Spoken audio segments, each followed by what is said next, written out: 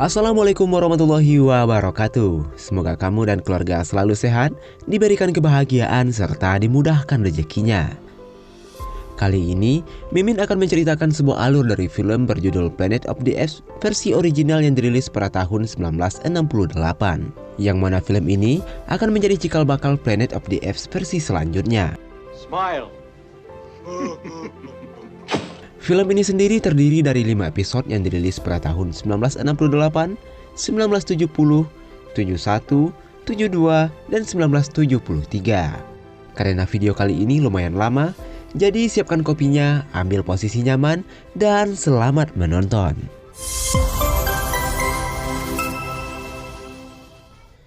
Di awal film kita diperlihatkan 4 orang astronot sedang melakukan perjalanan antar galaksi dan mereka sudah meninggalkan bumi selama 6 bulan.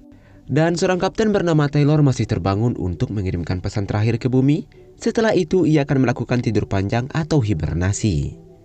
Pesawat angkasa mereka melaju mendekati kecepatan cahaya dan berdasarkan teori relativitas, jika seseorang bergerak mendekati kecepatan cahaya, maka waktu yang dialaminya akan melambat. Hal itu ditunjukkan pada angka kronometer, di mana bumi saat ini sudah tahun 2673, sedangkan mereka masih di tahun yang sama yaitu 1972. Artinya sejak meninggalkan bumi, telah terjadi perbedaan waktu selama 700 tahun lamanya. Dalam pesannya, sang kapten mengatakan seandainya mereka yang berada di bumi menerima pesannya, sudah pasti mereka adalah generasi manusia maju atau mungkin saja ras yang berbeda. Setelah menyuntikkan sebuah obat, Taylor langsung menuju kapsul hibernasi untuk melakukan tidur panjang.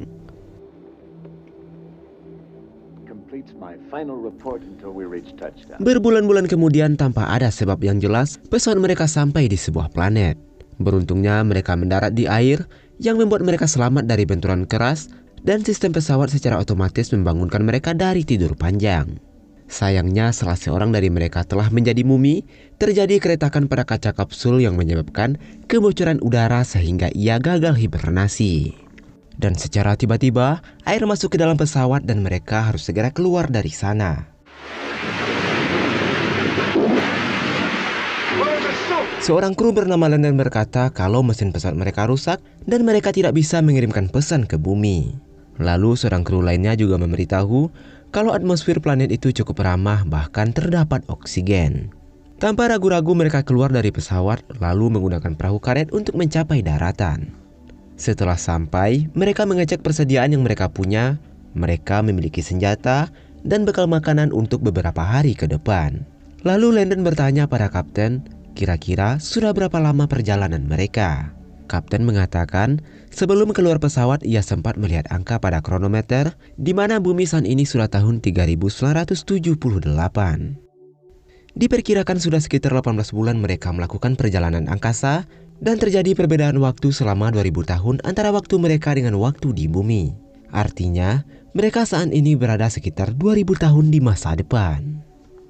Dan parahnya lagi, mereka juga dipastikan tidak akan bisa kembali ke bumi karena pesawat mereka sudah tenggelam dan mereka harus mencari cara untuk bertahan hidup di planet tersebut.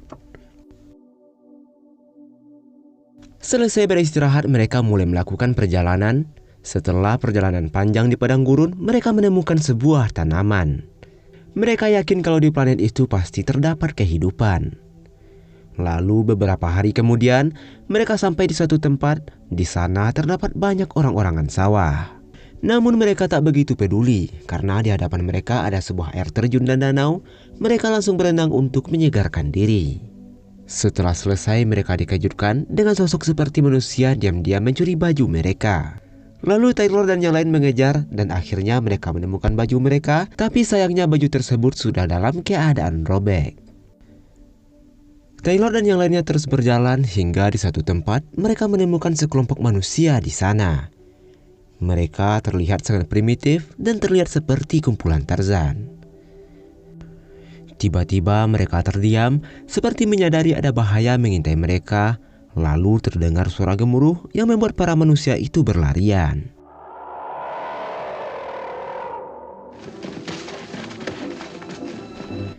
Menyadari ada bahaya, Taylor dan rekannya juga bersembunyi. Sesuatu yang mengejar mereka adalah sekelompok berkuda dan bersenjata, dan ternyata mereka adalah kawanan kera. Melihat itu, Taylor menjadi bingung mengapa ada kera bisa menunggang kuda, bahkan memiliki senjata. Para kera itu terus memburu manusia dan menangkap mereka dengan jaring, memperlakukan mereka seperti monyet yang lepas dari kandangnya. Di tengah kekacauan itu, Taylor menemukan rekannya telah tewas karena terluka parah. Dan akhirnya manusia itu ditangkap satu persatu, begitu juga dengan Taylor. Mereka dimasukkan ke dalam sebuah gerobak dan ada yang sampai digantung. Setelah itu para kera itu melakukan selfie dan berfotoria untuk mengembalikan momen perburuan mereka. Setelah sampai di desa, mereka dimasukkan ke sebuah kandang besar. Beberapa manusia yang terluka dibawa ke sebuah ruangan untuk diobati, yang ternyata sebagian kera itu juga memiliki rasa kemanusiaan. Maksudnya rasa peri kehewanan. Lalu seekor kera betina bernama Zira melakukan transfusi darah kepada Taylor karena ia mengalami luka di leher dan kehilangan banyak darah. Dr. Zira adalah bagian dari kelompok yang melakukan penelitian pada spesies manusia. Selesai diobati, Taylor dimasukkan ke dalam kandang, namun ia tidak melihat temannya yang lain. Para manusia itu bertingkah dan diperlakukan seperti monyet, dan parahnya para manusia itu tidak ada satupun yang bisa berbicara. Lalu seekor tukang sapu memberitahu Zira kalau ada manusia yang terlihat seolah-olah bisa berbicara. Nah, siapa lagi kalau bukan Taylor? Namun sayangnya suaranya hilang karena luka yang ia dapat di lehernya. Zira menjadi kagum kalau manusia yang satu ini sepertinya lebih cerdas daripada yang lainnya. Tanpa sengaja Taylor melihat Zira memegang sebuah kertas dan pulpen. Ia memintanya mendekat dan berusaha merebutnya. Namun si tukang sapu dengan sigap menghalanginya. Lalu seekor orangutan bernama Dr. Zeus datang untuk melihat. Sepertinya dia mempunyai jabatan penting di sana. Dr. Zeus sangat tidak menyukai manusia, meski Zira mengatakan kalau si Taylor ini sangat berbeda. Namun ia menganggap kalau mereka itu spesies yang gak memiliki kecerdasan. Bahkan menurut Dr. Zeus, penelitian spesies manusia yang dilakukan oleh Zira adalah sia-sia. Mereka hanyalah hama pengganggu yang memakan habis persediaan makanan mereka. Sedangkan penelitian yang diinginkan Dr. Zeus adalah dengan cara membedah otak manusia lalu mempelajarinya. Setelah Dr. Zeus pergi, Zira memberi Taylor sebuah hadiah. Ia memasukkan seorang perempuan ke dalam kandang untuk menemani Taylor. Meskipun perempuan itu terlihat primitif, tapi memiliki bodi yang mulus. Dan para manusia itu juga diperlakukan seperti ayam. Supaya nggak stres, mereka dibawa keluar dan tentu saja tetap berada di dalam kandang. Lalu Zira mengajak tunangannya yang bernama Cornelius untuk melihat manusia favoritnya. Cornelius adalah akademis dari bangsa kera dan juga seekor arkeolog. Di saat bersamaan Taylor membungkuk lalu menulis sesuatu di tanah. Tiba-tiba Dr. Zeus datang menghampiri mereka. Ia langsung menegur Cornelius karena ia telah melanggar sebuah aturan. Cornelius diketahui telah melakukan sebuah penelitian arkeologi tanpa seizin Dr. Zeus di area terlarang. Di tengah pembicaraan itu, Taylor berusaha memperlihatkan tulisannya, namun seseorang di dekatnya mencoba menghapus. Taylor menjadi marah dan langsung menendangnya.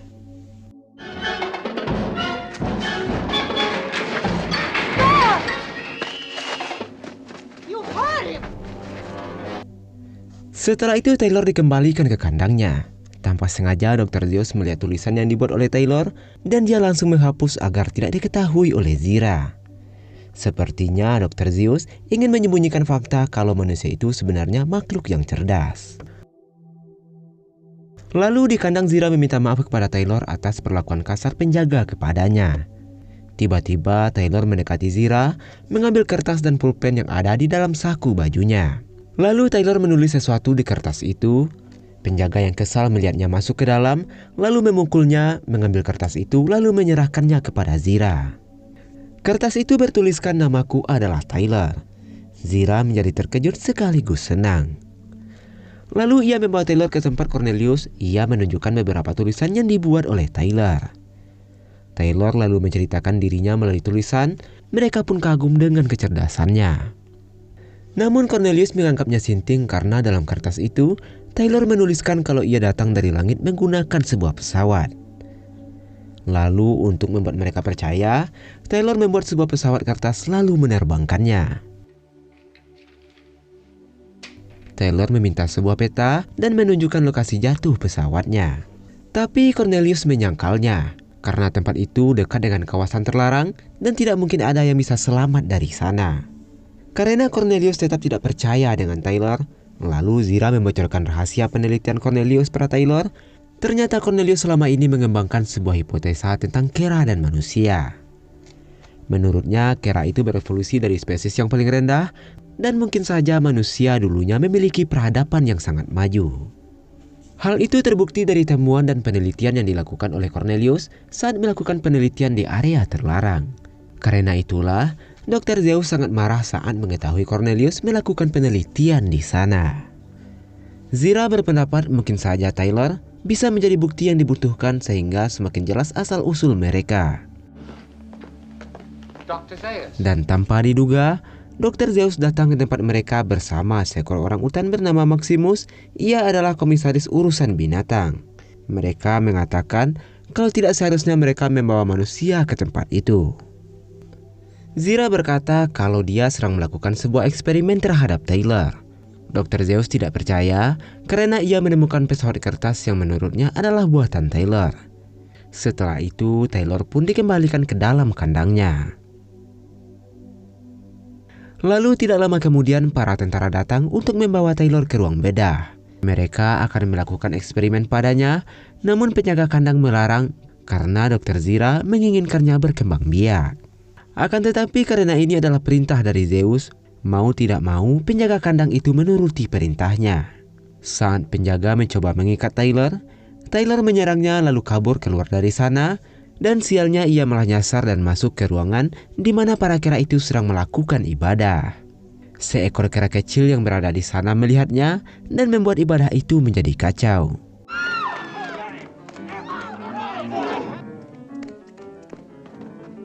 Bangsa kera terus berusaha mengejar Taylor. Mereka melemparinya dengan buah-buahan lalu menangkapnya dengan sebuah jaring. Karena dianggap berbahaya, Taylor akan dibawa tentara untuk dieksekusi. Tiba-tiba kemampuan bicara Taylor kembali. Ia mengucapkan beberapa kalimat yang membuat para kera itu terkejut. Karena itu mereka tidak jadi menghukumnya. Untuk sementara Taylor dimasukkan kembali ke dalam kandang. Karena dia sudah bisa berbicara, ia mulai curhat dengan perempuan yang bersamanya di dalam kandang. Kemudian Taylor memanggilnya dengan nama Nova. Saat lagi asik-asik, penjaga kandang malah datang lalu menyemprot mereka dengan air. Mereka juga memisahkan Taylor dan Nova ke dalam kandang yang berbeda. Tidak lama setelah itu para kera kembali dan membawa Taylor ke sebuah persidangan. Persidangan itu dihadiri para pejabat tinggi bangsa kera dan dipimpin oleh Presiden Akademi, Dr. Maximus sebagai komisaris urusan binatang, Dr. Zeus sebagai Menteri Ilmu Pengetahuan dan Ketua Pembela Keyakinan. Selain itu, Zira dan Cornelius datang untuk memberikan pembelaan. Sebelum sidang dimulai, mereka meminta penjaga melepas kain yang dipakai oleh Taylor karena dia adalah spesies manusia dan tidak seharusnya memakai baju. Karena telah dianggap sebagai ancaman pada bangsa kera, pejabat itu berusaha mencari celah untuk dapat menghukumnya. Namun mereka sulit melakukannya karena mendapat pertentangan dari Zira dan Cornelius. Menurut Maximus, bangsa kera memiliki keyakinan yang kuat terhadap golongan suci yang selama ini mereka yakini. Bahwa bangsa kera ditakdirkan menguasai dunia, sedangkan manusia sudah sepantasnya menjadi peliharaan. Karena dilarang berbicara selama persidangan, Taylor meminta Cornelius untuk membacakan pembelaan yang ia tulis pada sebuah kertas. Dalam kertas itu, Taylor berkata kalau ia berasal dari tata surya lain bersama rekannya dan tanpa sengaja terdampar di planet tersebut. Ia juga minta bertemu dengan rekannya sebagai bukti bahwa ia bukan satu-satunya manusia yang cerdas. Belum selesai membacakan semuanya, Presiden mengatakan kalau Taylor ini sedang ngelawak, namun mereka tetap mencari rekan Taylor. Saat mereka menemukan London, sayangnya London sudah terlanjur dioperasi tanpa sepengetahuan Dr. Zira. Dr. Zeus itu telah membedah dan mengeluarkan sebagian otaknya, karena itulah ia cuma pelangap-pelongo saat diajak Taylor berbicara. Taylor menjadi emosi, ia berusaha menyerang Zeus, namun para tentara kera berhasil menghentikannya. Mereka membawa Taylor kembali ke persidangan.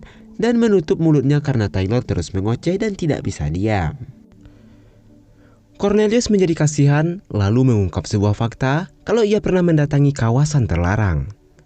Ia menemukan beberapa bukti bahwa manusia pernah memiliki peradaban yang lebih maju jauh sebelum gulungan suci bangsa Kera dibuat.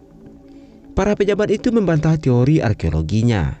Cornelius terus berusaha meyakinkan mereka jika perlu dilakukan penelitian bersama di kawasan terlarang. Dan akhirnya sidang ditunda untuk sementara waktu karena Zira dan Cornelius dianggap menghina persidangan. Kemudian di malam harinya Taylor dibawa ke ruangan pribadi Dr. Zeus dan memberitahunya kalau pengadilan sudah memberikan putusan terhadapnya, di mana ia akan dibedah untuk diteliti dari mana asal kecerdasannya. Dr. Zeus memberikan pilihan jika ia bekerja sama, maka ia bisa dibebaskan dari tuntutan. Dr. Zeus bertanya dari mana ia berasal, lalu apakah ada manusia lainnya di kawasan terlarang. Taylor mengatakan kalau ia merupakan penjelajah angkasa dan berasal dari planet yang bernama Bumi. Dr. Zeus tidak percaya dan menyuruh pengawalnya untuk mengembalikan Taylor ke dalam kandangnya. Di tengah malam, keponakan Zira mendatangi kandang Taylor.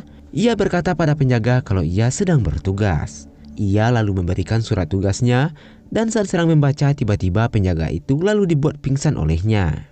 Keponakan Zira segera membebaskan Taylor dan Nova. Sementara di luar, Zira sudah menunggu mereka, membawa mereka berdua dengan sebuah gerobak tertutup.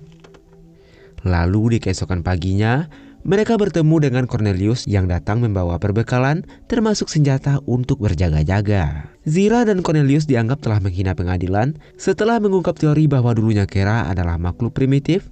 Karena itulah Cornelius ingin membuktikan teorinya agar mereka terbebas dari hukuman.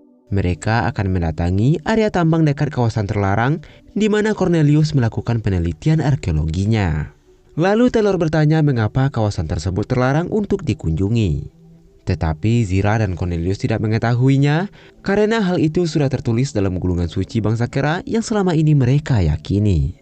Dan akhirnya mereka sampai ke area bekas tambang. Mereka beristirahat sejenak dan Taylor memanfaatkan waktu untuk bercukur agar terlihat sedikit lebih rapi.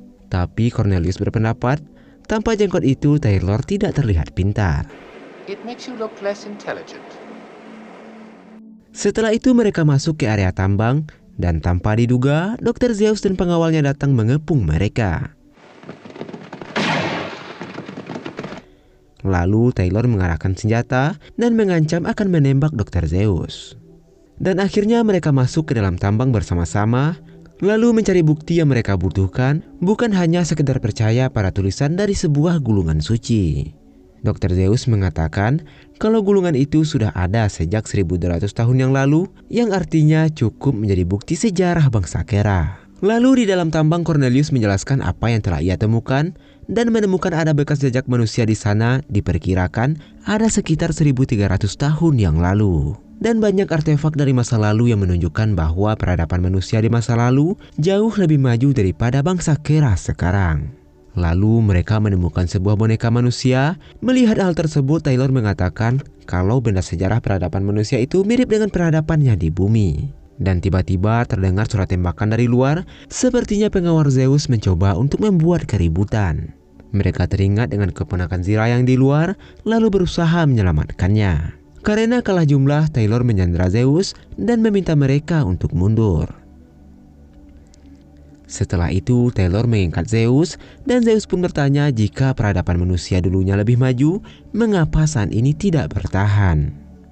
Taylor mengatakan bisa saja karena wabah penyakit atau hal-hal lain yang menyebabkan hancurnya sebuah peradaban. Taylor juga curiga kalau Zeus telah mengetahui sejarah sebenarnya dari planet tersebut. Namun ia merahasiakan hal itu karena ia adalah seorang pejabat penjaga keyakinan. Lalu Zeus meminta Cornelius membaca sebuah bagian dari gulungan suci yang ia bawa. Di sana bertuliskan, manusia adalah ancaman nyata dalam sebuah kehidupan. Mereka melakukan perburuan untuk kesenangan nafsu atau keserakahan. Bahkan mereka akan membunuh saudaranya untuk memperebutkan suatu wilayah. Karena itulah Zeus sangat membenci manusia. Dia tidak ingin bangsanya hancur karena ulah manusia. Taylor juga menyadari apa yang ditulis dalam gulungan itu benar adanya karena mirip dengan perilaku manusia yang ada di bumi. Lalu Taylor meminta Zeus memberinya kuda dan perbekalan selama beberapa hari ke depan karena ia akan pergi menuju kawasan terlarang. Cornelius dan Zira berterima kasih pada Taylor karena sudah membantu membuktikan teori mereka tentang peradaban manusia di masa lalu. Setelah itu Taylor dan Nova pergi, sedangkan Zeus memerintahkan Cornelius dan Zira untuk menyembunyikan fakta tentang manusia yang mereka temukan agar tidak terjadi kekacauan pada bangsa Kera. Tujuan Taylor pergi ke kawasan terlarang tentu saja untuk mengungkap rahasia apakah ada peradaban manusia di sana seperti yang dimaksud Dr. Zeus. Taylor dan Nova memulai perjalanan dengan menyusuri pantai. Lalu Taylor menemukan sebuah patung yang membuatnya terkejut karena di hadapannya terdapat reruntuhan patung Liberty. Yang ternyata selama ini dia berada di bumi di tahun 3978 atau 2000 tahun sejak Taylor meninggalkan bumi. Ada kemungkinan saat berada di angkasa terjadi kesalahan dan entah mengapa pesawat mereka malah kembali ke bumi. Sedangkan perbedaan waktu terjadi karena saat itu mereka bergerak mendekati kecepatan cahaya sehingga waktu berjalan lambat. Jadi kesimpulannya adalah Taylor berada di bumi tahun 3978 yang dikuasai oleh bangsa Kera. Smile. Dan penyebab manusia mengalami kemunduran peradaban masih menjadi misteri dan akan berlanjut pada film kedua, di mana mereka berusaha mencari penyebab hancurnya peradaban manusia.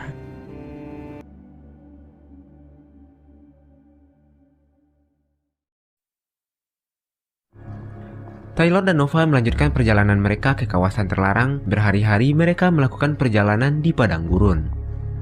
Hari itu sangat panas dan mereka memutuskan untuk beristirahat. Perlahan-lahan Taylor mengajarkan Nova berbicara. Dan dia juga menunjukkan kalung yang bertuliskan nama Nova lalu memberikan kepadanya. Taylor mulai berangan-angan untuk menetap di suatu tempat dan memiliki keturunan, lalu mengajari anak-anak mereka berbicara.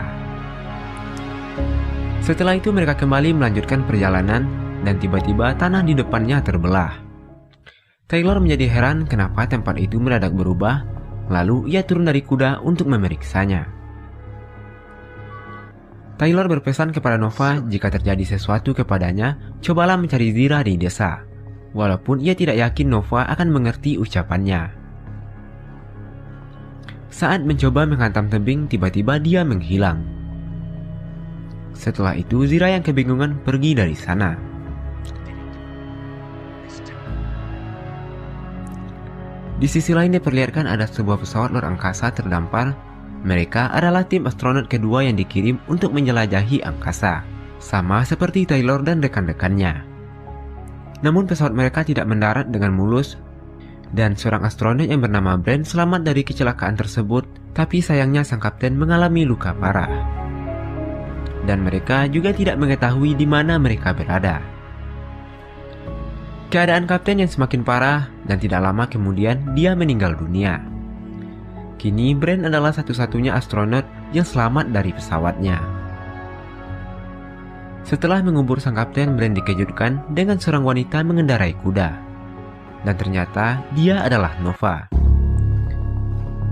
Brent bersyukur ternyata ada manusia di planet tersebut. Ia memberanikan diri untuk bertanya, namun Nova tidak menjawabnya. Lalu Brent melihat kalung yang dipakai oleh Nova sama seperti miliknya. Brent membaca nama yang tertulis adalah nama Taylor. Brent bertanya di mana keberadaan Taylor dan mengapa Nova bisa memakai kalung tersebut. Akan tetapi Nova hanya diam dan tidak menjawabnya. Setelah banyak bertanya, Brent menyadari kalau Nova tidak bisa berbicara. Kemudian Brent memutuskan untuk ikut bersama Nova.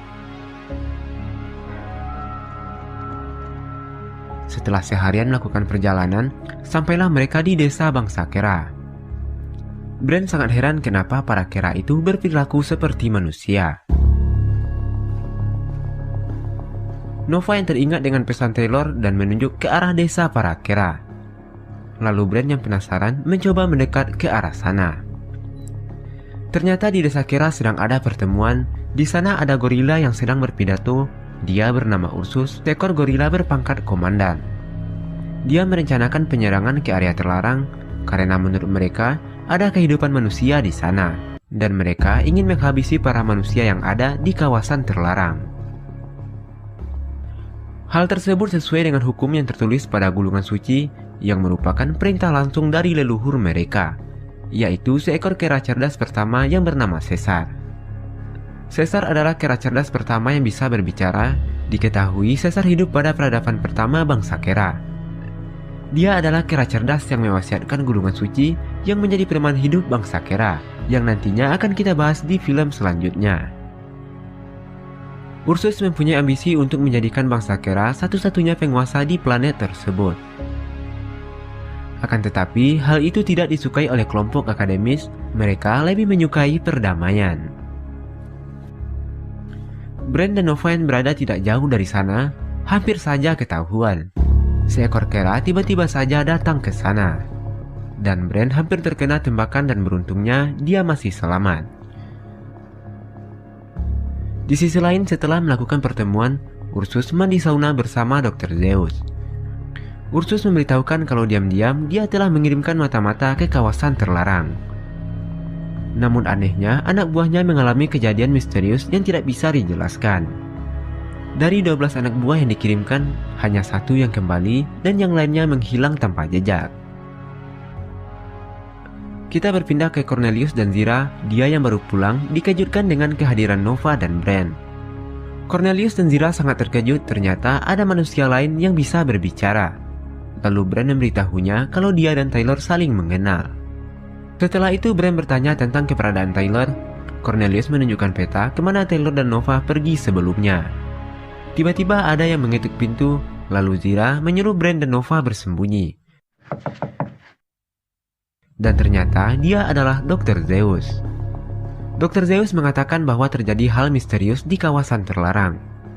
Ursus berencana akan pergi ke kawasan terlarang bersama prajuritnya, dan Dr. Zeus juga akan ikut bersama mereka. Dan dia berkata jika terjadi sesuatu kepadanya, dia berharap Cornelius dan Zira bisa mempertahankan ekstensi bangsa kera. Setelah Dr. Zeus pergi, Zira menyuruh Nova dan Bran pergi ke kawasan terlarang karena mungkin saja Taylor masih berada di sana. Namun Bran harus memakai pakaian yang sama seperti yang dipakai oleh Nova, agar para kera tidak curiga kepadanya. Setidaknya kalau Bran tertangkap, bangsa kera tidak berpikir kalau ia adalah manusia cerdas dan menjadikannya bahan penelitian. Lalu Bran dan Nova berangkat ke kawasan terlarang. Namun sayangnya bangsa kera melihat mereka dan menembak kuda yang mereka naiki, dan akhirnya mereka berhasil ditangkap. Setelah itu mereka dibawa dan dimasukkan ke dalam kandang. Zira yang berada di sana terkejut melihat mereka. Lalu ia mengatakan kepada penjaga kalau mereka berdua akan dijadikan bahan penelitian. Namun Ursus yang baru datang tidak mengizinkannya karena para manusia itu akan dijadikan target latihan. Keesokan harinya Bran dan Nova dibawa ke tempat latihan. Saat mereka dimasukkan ke dalam gerobak, Zira mengatakan kepada penjaga kalau ia akan menambah kunci pengamannya.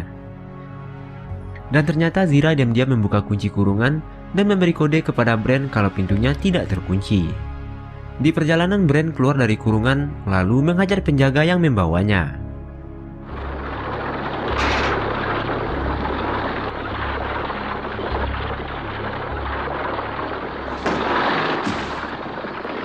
Setelah berhasil mengalahkan penjaga, Bran memisahkan kuda dari gerobaknya, lalu ia dan Nova pergi ke kawasan terlarang.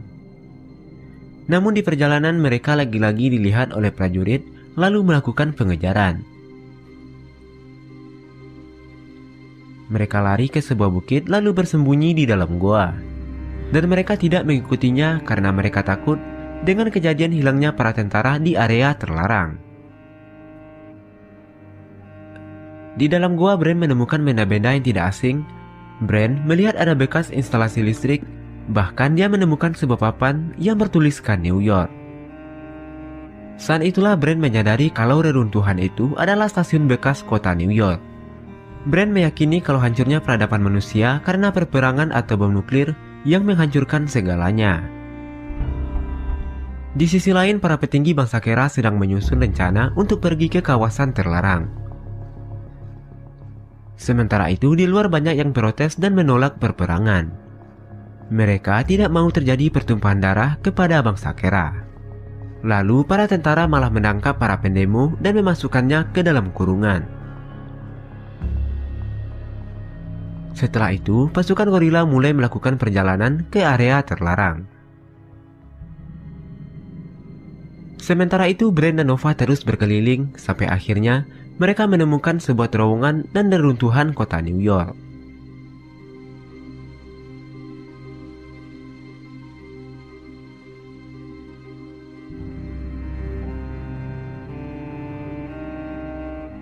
Kemudian Brand melihat air lalu mereka meminumnya. Tiba-tiba Brand bersikap aneh, entah mengapa dia mencoba menenggelamkan Nova ke dalam air tersebut.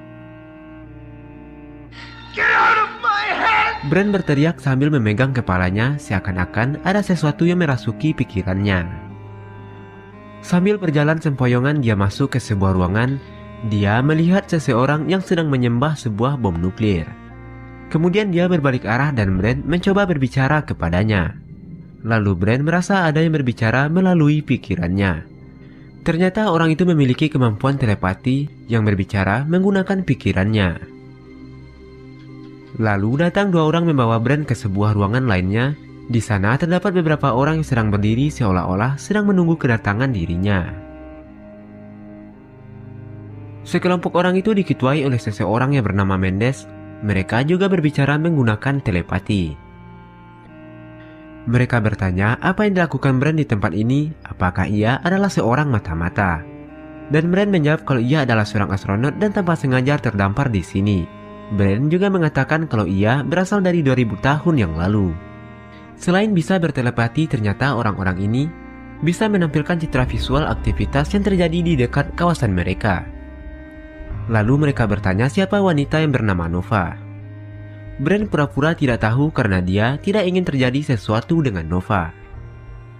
Lalu seorang pria mendekatinya. Ia menggunakan kemampuan telepatinya untuk mengendalikan pikiran Brand. Selain itu, yang lain juga menghujani Brand dengan berbagai pertanyaan. Brand yang merasa kesakitan dan meminta mereka untuk menghentikannya. Dan tanpa diduga, Mendes berbicara dengan mulutnya. Dan Brand mengatakan apakah mereka sudah gila karena menyembah sebuah bom nuklir. Lalu Mendes menjelaskan kalau bom itu adalah senjata suci perdamaian. Selain itu, mereka juga mempunyai kemampuan menciptakan ilusi dan penghalang visual yang ditujukan kepada target mereka. Dan mereka bertanya apa tujuan kera-kera itu sebenarnya. Brand pun mengatakan tidak tahu karena ia baru sampai di sana. Mereka takut suatu waktu bangsa kera datang dan menghancurkan mereka. Karena itulah mereka menjaga bom suci perdamaian tersebut. Dan jika terpaksa mereka akan menggunakan bom yang mereka sembah sebagai senjata pemungkas mereka. Tidak lama setelah itu Brand melihat Nova dibawa ke ruangan itu. Brand meminta kepada mereka untuk jangan menyakitinya. Dan tiba-tiba pikiran Brand dikendalikan oleh mereka yang membuat Brand menyakiti Nova. Awalnya Brand tidak ingin memberitahukan soal penyerbuan bangsa kera, namun karena mereka memanfaatkan Nova dengan terpaksa, Brand memberitahukannya. Brand mengatakan kalau bangsa kera sedang bergerak kemari, mereka datang dalam jumlah besar. Lalu mereka menggunakan kemampuan penerawangan untuk melihat keadaan di luar. Yang ternyata pasukan bangsa kera hampir sampai di tempat mereka. Lalu Mendes dan anggotanya menciptakan ilusi untuk menakut-nakuti mereka. Dan tiba-tiba muncul api besar yang membuat sebagian dari mereka mundur. Lalu terlihat juga sebuah patung kera raksasa di hadapan mereka. Patung itu juga mengeluarkan darah. Dr. Zeus yang memiliki keyakinan yang kuat bahwa tidak mungkin para leluhur menyakiti mereka. Lalu ia menuju api tersebut dan patung itu mulai jatuh dan akan menimpanya. Sesaat kemudian, api dan patung itu pun menghilang. Dr. Zeus mengatakan semua itu hanya ilusi dan tidak ada yang perlu ditakutkan. Dan mereka mulai berjalan ke pusat kawasan terlarang. Mereka terkejut melihat reruntuhan peradaban manusia yang ternyata lebih maju.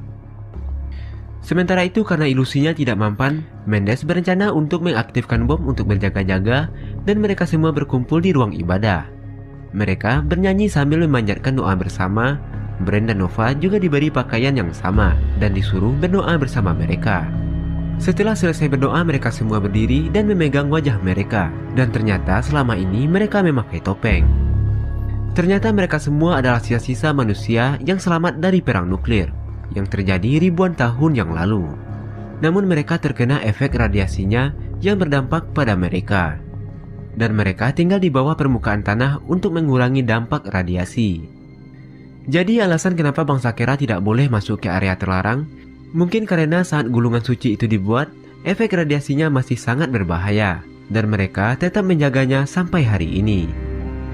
Di sisi lain, Brand dibawa ke sebuah ruangan yang ternyata Taylor sudah berada di sana. Mereka sangat senang bisa bertemu dan menceritakan kejadian yang mereka alami. Akan tetapi tiba-tiba pikiran mereka dikendalikan dan membuat mereka saling menyerang. Lalu Brand dan Taylor diberikan sebuah senjata dan mereka pun kembali saling menyerang.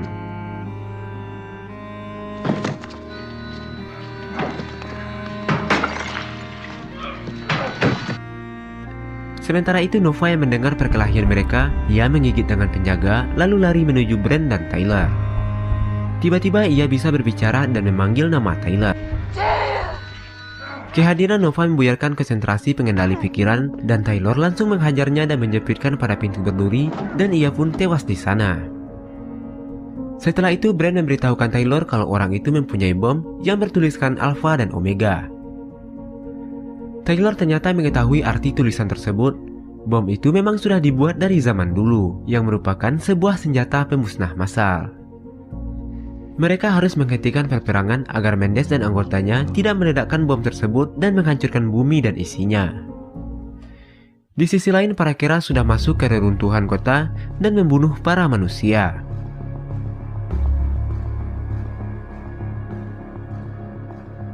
Brand dan Taylor keluar dari sana dan tiba-tiba seekor prajurit gorila mendatangi mereka. Dan Nova tewas tertembak oleh gorila itu. Taylor sangat marah dan bersumpah akan menghancurkan mereka semua. Sementara itu para Kera sudah sampai di ruangan bom nuklir. Di sana ada seseorang yang berkata kepada para Kera dan membuat para Kera itu terkejut. Taylor dan Brand diam-diam melihat orang itu. Ternyata dia mengaktifkan mekanisme bom tersebut. Lalu Komandan Ursus pun menembaknya hingga tewas. Ursus mencoba menembak bom itu agar hancur, namun Dr. Zeus menyuruh untuk menghentikannya karena sepertinya bom itu sangat berbahaya. Lalu mereka mencoba mengeluarkan bom itu dari sana, karena terbentur bom itu pun mengeluarkan asap. Taylor dan Brand yang mengintip mereka juga ketahuan, dan Taylor pun ditembak oleh mereka. Brand yang marah mencoba menembaki mereka, namun sayangnya Brand kehabisan peluru dan para Kera menghujani Brand dengan tembakan. Sementara itu Brand yang masih hidup berusaha mendekati dan mengaktifkan bom tersebut.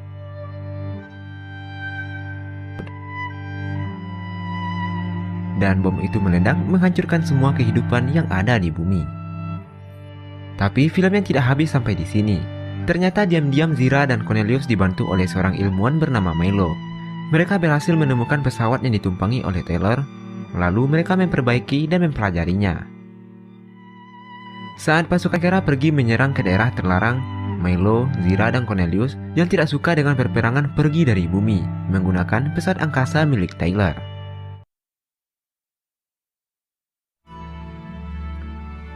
Tapi saat mereka sampai di orbit bumi, terjadi ledakan yang besar yang mendorong pesawat mereka menembus celah ruang dan waktu, dan membuat mereka terdampar sekitar 2000 tahun di masa lalu, atau tepatnya 2 tahun setelah Taylor dan rekannya pergi meninggalkan bumi.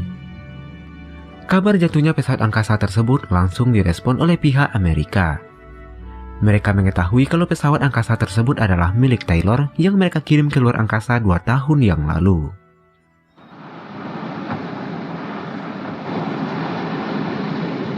Welcome, gentlemen, to the United States.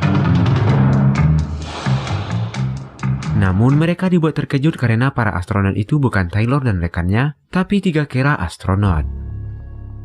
Jenderal segera melaporkan situasi darurat bahwa Taylor dan rekannya telah berubah menjadi Kera. Ketiga Kera tersebut langsung dibawa ke markas militer, dan demi keamanan mereka akan diisolasi di tempat yang lebih aman. Setelah sampai, Cornelius dan yang lainnya langsung mengganti pakaian dengan baju akademis bangsa Kera. Jenderal militer yang baru datang menanyakan kenapa para Kera itu memakai baju dan dari mana mereka mendapatkannya. Sang ajudan mengatakan kalau para Kera itu membawa perlengkapannya sendiri. Kemudian para Kera itu diberi buah-buahan dan lagi-lagi mereka semakin dibuat bingung karena para Kera itu menggunakan pisau, piring, dan garpu. Why did you do that? Sore harinya para Kera itu dibawa ke ruang medis di kebun binatang untuk menjalankan pemeriksaan. Mereka ditempatkan di sebuah kandang bersebelahan dengan gorila, padahal mereka sangat membenci gorila. Mereka bertiga mulai berdiskusi kenapa di sini manusia sangat pintar berbanding terbalik dengan manusia di tempat asal mereka. Dan para Kera justru diperlakukan seperti hewan peliharaan. We have traveled from Earth's future to Earth's past. Dr. Milo menduga kalau mereka ada di bumi sekitar 2000 tahun yang lalu. Dia melihat kalau angka di kronometer pesawat bergerak mundur. Hal itu diperkuat dengan hasil penelitian arkeologi yang dilakukan oleh Cornelius bahwa peradaban manusia dahulunya lebih maju.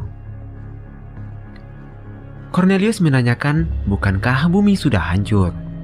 Dr. Milo pun memberikan penjelasan kalau bumi yang hancur itu ada di masa depan, tidak di masa sekarang. Untuk keselamatan mereka, Dr. Milo mengatakan untuk merahasiakan jati diri mereka dan dari mana mereka berasal. Di sisi lain, pemerintah menugaskan 2 orang dokter psikolog hewan untuk melakukan penelitian pada para Kera. Mereka adalah Dr. Lewis dan Dr. Brenton. Lalu saat melihat Kera itu, Dr. Lewis sangat yakin kalau para Kera itu bukanlah Kera sembarangan. Dan Dr. Brandon juga yakin kalau para Kera itu jinak dan tidak berbahaya. Dr. Lewis masuk ke kandang dan melakukan tes kecerdasan pada Kera tersebut.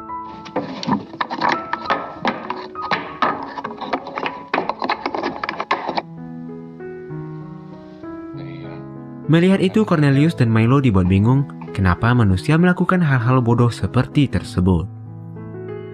Lalu mereka melakukan tes dengan menggantung pisang dari atas kandang untuk melihat bagaimana para Kera itu bereaksi.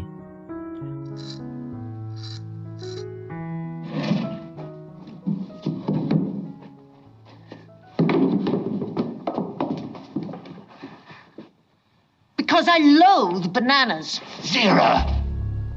Mendengar Zira berbicara, mereka sangat terkejut dan Dr. Brenton hampir saja pingsan. Lalu para ahli itu keluar untuk menenangkan diri sejenak. Dr. Milo menjadi kesal kenapa Zira melanggar perjanjian mereka dan memperlihatkan kecerdasannya. Zira mengatakan kalau dia tidak tahan karena manusia itu menganggap mereka adalah makhluk primitif. Dr. Milo mengatakan untuk tetap berhati-hati karena mereka belum tahu sifat manusia yang sesungguhnya. Dan tanpa sengaja Dr. Milo berjalan terlalu dekat dengan kandang gorila dan tiba-tiba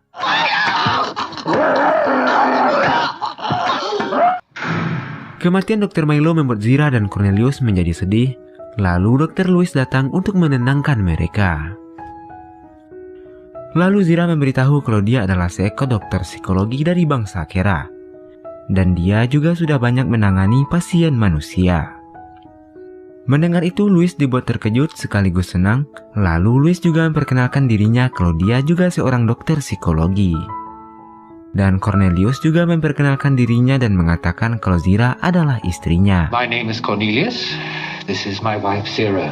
Lewis juga berbicara dengan bahasa yang sangat sopan, meskipun terhadap seekor Kera. Karena itu, Cornelius dan Zira menjadi suka dengan Dr. Lewis. I like you. Sementara itu di Gedung Putih, Presiden mengumpulkan para pejabat untuk membahas kembalinya para astronot mereka. Mereka sudah memastikan bahwa pesawat itu adalah milik Taylor dan rekannya yang pergi meninggalkan bumi 2 tahun yang lalu. Sayangnya mereka kembali bukan sebagai manusia, namun 3 ekor Kera dari keturunan simpanse, bahkan kabarnya para Kera itu bisa berbicara. Maka dari itu Presiden dan stafnya akan mengadakan pertemuan dan mengundang para Kera itu untuk hadir dalam pertemuan tersebut. Therefore decided to convene a presidential commission of inquiry in Los Angeles tomorrow. Atterri de l'espace dans les eaux de la côte de Off the coast of Southern Dan berita California. pendaratan para kera itu tersebar ke seluruh negara yang membuat berita itu menjadi viral. Dr. Lewis dan Dr. Brunton menjadi pendamping dan penanggung jawab terhadap Zira dan Cornelius. Dr. Lewis menjelaskan kalau para kera itu akan menjawab semua pertanyaan yang diajukan kepada mereka. Dan tentu saja langsung diejek oleh para hadirin karena para kera itu tidak mungkin bisa berbicara. I have to inform you. And I have to inform you, sir, that these two apes have acquired the power of speech. Kemudian staf presiden mulai bertanya pada kera betina apakah ia punya nama. Zira. Hal itu membuat para hadirin terkejut. Lalu ia bertanya pada kera satunya apakah dia juga punya nama. Cornelius pun menjawab disusul dengan perkataan Zira kalau Cornelius adalah suami yang dinikahinya secara hukum. My lawfully wedded spouse. Wedded? Kemudian pejabat itu bertanya lagi dari mana mereka belajar bahasa Inggris. Cornelius tidak mengerti apa itu bahasa Inggris karena bahasa yang ia gunakan adalah bahasa turun-temurun dan mereka sudah mewarisnya hampir 2000 tahun lamanya. Zira menambahkan, di zamannya hanya ada 2 orang manusia yang bisa berbicara, meskipun ia telah melakukan banyak penelitian kepada manusia. Zira hampir saja keceplosan kalau bangsa kera membedah otak manusia saat melakukan penelitian. Penasihat presiden yang bernama Dr. Haslen, yang juga merupakan seorang ilmuwan, ia curiga dengan perkataan Zira. Dan Dr. Haslen bertanya dari mana mereka berasal. Cornelius menjawab kalau ia menemukan sebuah pesawat angkasa yang terdampar di lautan.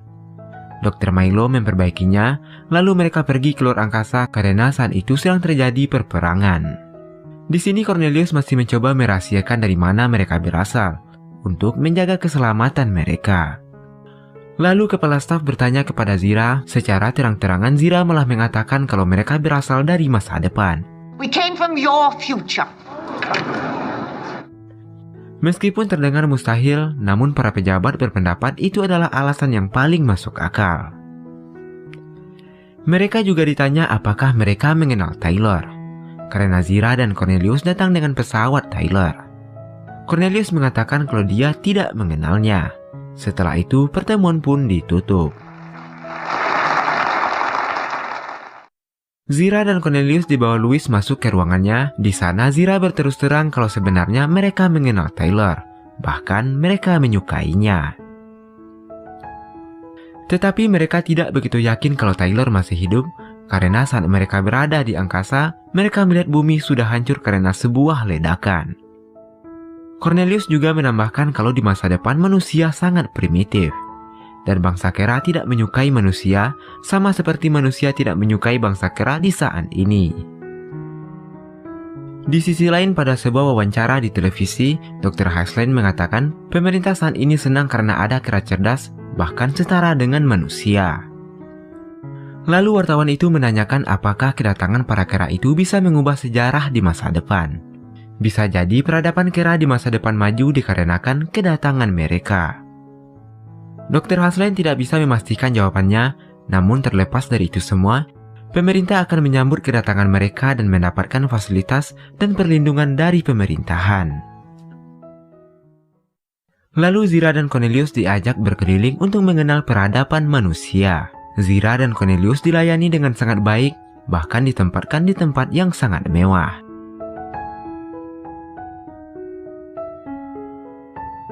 Tidak hanya itu, Zira dan Cornelius pun menjadi populer dan sering menghadiri acara-acara penting. Very human. Suatu ketika Cornelius diajak untuk menonton pertandingan tinju, dan tentu saja ia tidak menyukainya. Dari situlah dia memahami, pada dasarnya manusia suka saling menghancurkan. Hal itu sesuai dengan tulisan pada gulungan suci bangsa kera. Suatu hari Zira diajak oleh Dr. Haslen mengunjungi Museum Nasional, dan tiba-tiba Zira jatuh pingsan. Yang ternyata saat ini Zira tengah mengandung. Haslen pun mengantarnya pulang. Sampai di rumah, Zira meminta jus anggur. Tapi minuman itu malah membuatnya mabuk dan berbicara ngelantur. Dr. Haslin pun memanfaatkan situasi tersebut untuk bertanya lebih dalam tentang dirinya dan bangsa kera. Zira mulai menceritakan rahasia yang harusnya tidak boleh ia ceritakan. Dia mengatakan kalau ia berasal dari tahun 3978. Ledakan besar yang terjadi di bumi membuatnya terdampar di tahun 1974. Setelah berhasil mendapatkan informasi penting, Haslin menemui presiden lalu memperdengarkan rekaman yang telah ia dapatkan. Mereka pun berkesimpulan bahwa telah terjadi kehancuran pada bumi di masa depan.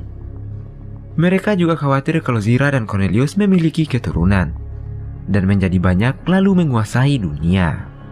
Ditambah Zira yang sedang hamil dan akan melahirkan seekor kera cerdas. Lalu presiden bertanya kalau seandainya Zira dan Cornelius dibunuh, apakah bisa mengubah masa depan? Mereka berasumsi kalau kera cerdas di masa depan adalah keturunan Zira dan Cornelius, diikuti oleh evolusi bangsa kera lainnya. Haslin sendiri masih ragu apakah realitas di masa depan dapat dirubah jika mereka melakukan pencegahan dari sekarang. Namun hal itu bisa saja terjadi dan tidak ada salahnya untuk mencoba melakukan pencegahan. Dan jika mereka berhasil, mereka akan menyelamatkan masa depan. Lalu presiden meminta Haslin untuk mencari celah agar Zira dan Cornelius dianggap berbahaya, agar pembunuhan terhadap mereka berdua dapat dibenarkan. Haslin pun mengatakan kalau sebelumnya Zira pernah mengatakan tentang pembedahan, dan mereka pun berencana menginterogasinya lebih lanjut. Keesokan harinya mereka berdua dibawa ke kamp militer untuk melakukan wawancara ulang. Di sebuah ruangan, Zira dan Cornelius mulai diinterogasi. Mereka ditanya mengenai musnahnya peradaban manusia, serta bangsa kera yang menjadi penguasa bumi. Zira pun tidak bisa mengelak karena mereka memiliki bukti rekaman perkataannya. Lalu Cornelius mencoba menjawab, mungkin saja kehancuran bumi disebabkan oleh senjata yang dibuat oleh manusia itu sendiri. Karena manusia adalah makhluk yang kejam dan suka menghancurkan satu sama lain. Kemudian Haslin kembali bertanya, bagaimana bisa bangsa kera bisa berkembang secerdas mereka? Cornelius menjawab kalau mereka mempunyai gulungan suci. Di gulungan itu tertulis kalau dulunya manusia mempunyai kehidupan yang lebih maju dan bangsa kera masih primitif. Semua berawal dari wabah penyakit yang menjangkiti anjing dan kucing. Wabah penyakit itu dibawa oleh astronot yang baru saja pulang dari angkasa. Tidak ada obat yang bisa mengobati wabah tersebut, sehingga terjadi kepunahan massal pada anjing dan kucing. Semenjak itu manusia tidak lagi memiliki hewan peliharaan. Sebagai gantinya, manusia menjadikan kera sebagai hewan peliharaan. Mereka hidup berdampingan dengan manusia, bahkan di dalam rumah. Seiring berjalannya waktu, para kera itu mulai berpikir dan menentang perintah manusia. Dan ada seekor kera yang bernama Aldo yang mengucapkan kata tidak, dan itulah pertama kalinya kera berbicara. Dan sampai satu ketika terjadi perlawanan bangsa kera kepada bangsa manusia. Lalu mereka kembali memutar rekaman yang dikatakan oleh Zira saat pertemuan, yaitu Zira pernah mengatakan sesuatu tentang pembedahan. Mereka yakin kalau Zira menutupi sesuatu yang penting. Karena itu mereka memberikan Zira sebuah obat yang membuatnya setengah sadar, agar saat ditanya Zira bisa mengatakan yang sejujurnya. Setelah disuntik obat, Zira yang setengah sadar mulai menceritakan tentang penelitiannya yang ia lakukan kepada manusia. Mulai dari meneliti organ tubuh, bahkan membedah beberapa kepala manusia.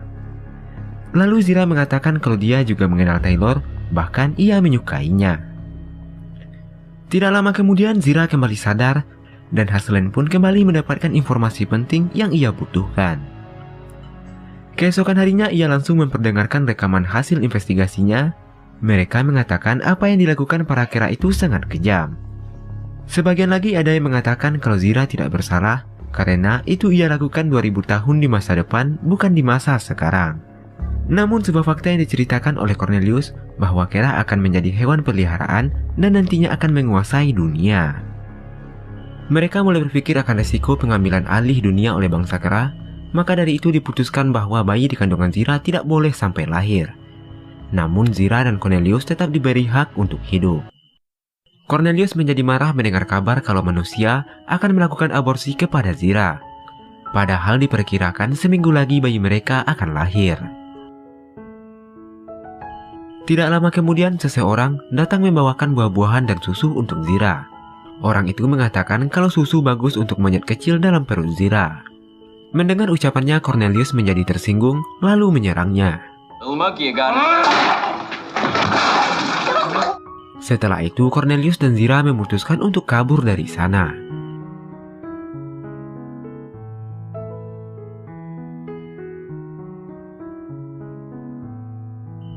Lalu di semak-semak Zira merasakan sakit pada perutnya dan sepertinya bayinya akan lahir.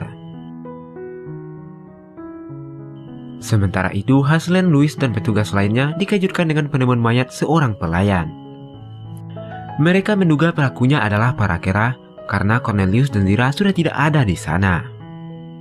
Haslem menjadi marah lalu memutuskan untuk membunuh Zira dan Cornelius. Para anggota militer pun langsung dikerahkan untuk mencari mereka. Di saat bersamaan, Cornelius melihat Dr. Brenton mendatangi camp militer dan ia langsung menghampirinya. Dr. Brenton bertanya di mana Zira. Cornelius mengatakan sepertinya kelahiran bayinya sudah dekat dan ia sedang bersembunyi di balik semak-semak. Lalu Brenton menghubungi Louis kalau ia menemukan Zira dan Cornelius. Dan dia memberitahu Louis kalau ia akan membawa Zira dan Cornelius ke tempat sirkus sahabatnya. Pemilik sirkus itu bernama Armando, dan Armando dengan senang hati akan menjaga Zira sampai ia melahirkan. Singkat cerita, akhirnya bayi Zira pun lahir dengan selamat. Lalu Cornelius memberi nama Milo seperti nama sahabat mereka, Dr. Milo. Keesokan harinya, Dr. Haslem bertanya pada Louis kapan kera itu akan melahirkan. Haslem sebenarnya belum mengetahui kalau Zira sudah melahirkan. Lalu Louis mengatakan mungkin 10 hari ke depan. Mendengar itu, Haslem menyuruh anggotanya untuk menyusuri seluruh kebun binatang dan juga sirkus yang ada di kota tersebut. Berita itu sampai ke Armando dan ia mengatakan kepada Zira dan Cornelius untuk segera pergi dari sana. Karena para tentara akan melakukan sidak di setiap sirkus kota dan kalau ketahuan mereka bisa saja dibunuh. Namun sebelum pergi, Zira duduk di kandang simpanse Armando yang juga baru saja melahirkan. Karena Zira ingin berpamitan padanya. Malam itu Louis dan Brenton hanya bisa mengantar mereka ke perbatasan kota karena jalan antar kota sudah diblokir oleh aparat setempat. Lalu Louis memberikan sebuah peta dan menyuruhnya bersembunyi di tambang minyak dekat pelabuhan. Karena ada banyak kapal tua, Zira dan Cornelius bisa bersembunyi di sana sampai 1 minggu. Dan nantinya Louis akan membawa mereka ke tempat yang lebih aman untuk ditinggali. Selain itu, Louis juga memberikannya perbekalan dan sebuah pistol untuk berjaga-jaga. Di sisi lain, polisi sudah sampai di tempat Armando untuk melakukan pemeriksaan. Mereka curiga dengan bayi simpanse Armando, namun Armando membantah dan mengatakan kalau bayi simpansenya sudah didaftarkan kelahirannya 2 minggu yang lalu. Karena tidak menemukan apa yang mereka cari, polisi itu pun pergi dari sirkus Armando.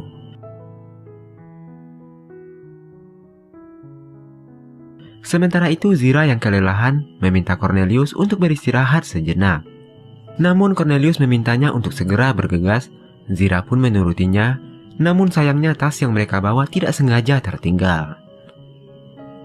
Keesokan harinya, seorang petugas lapangan melaporkan tentang penemuan tas tersebut dan Haslem pun datang ke sana. Haslem menduga kalau para kera itu pasti bersembunyi di sekitar area tersebut. Lalu Haslem memerintahkan anak buahnya untuk melakukan pencarian besar-besaran di area sekitar tambang. Dr. Brenton yang mendengar berita penemuan tas itu segera memberitahukan Louis. Dan Louis pun segera pergi ke tempat Cornelius dan Zira bersembunyi. Sementara itu, Haslem sedang melakukan pengintaian. Lalu di sebuah kapal tua, ia melihat Cornelius yang sedang berjalan. Lalu Haslem mencoba lebih dekat lagi. Di sana dia berhasil menemukan Zira. Give it to me.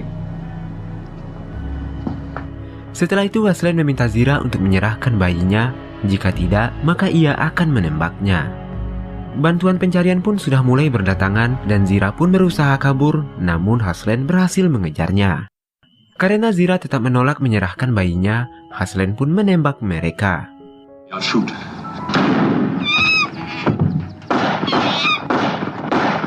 Melihat itu, Cornelius langsung menembak Aslan.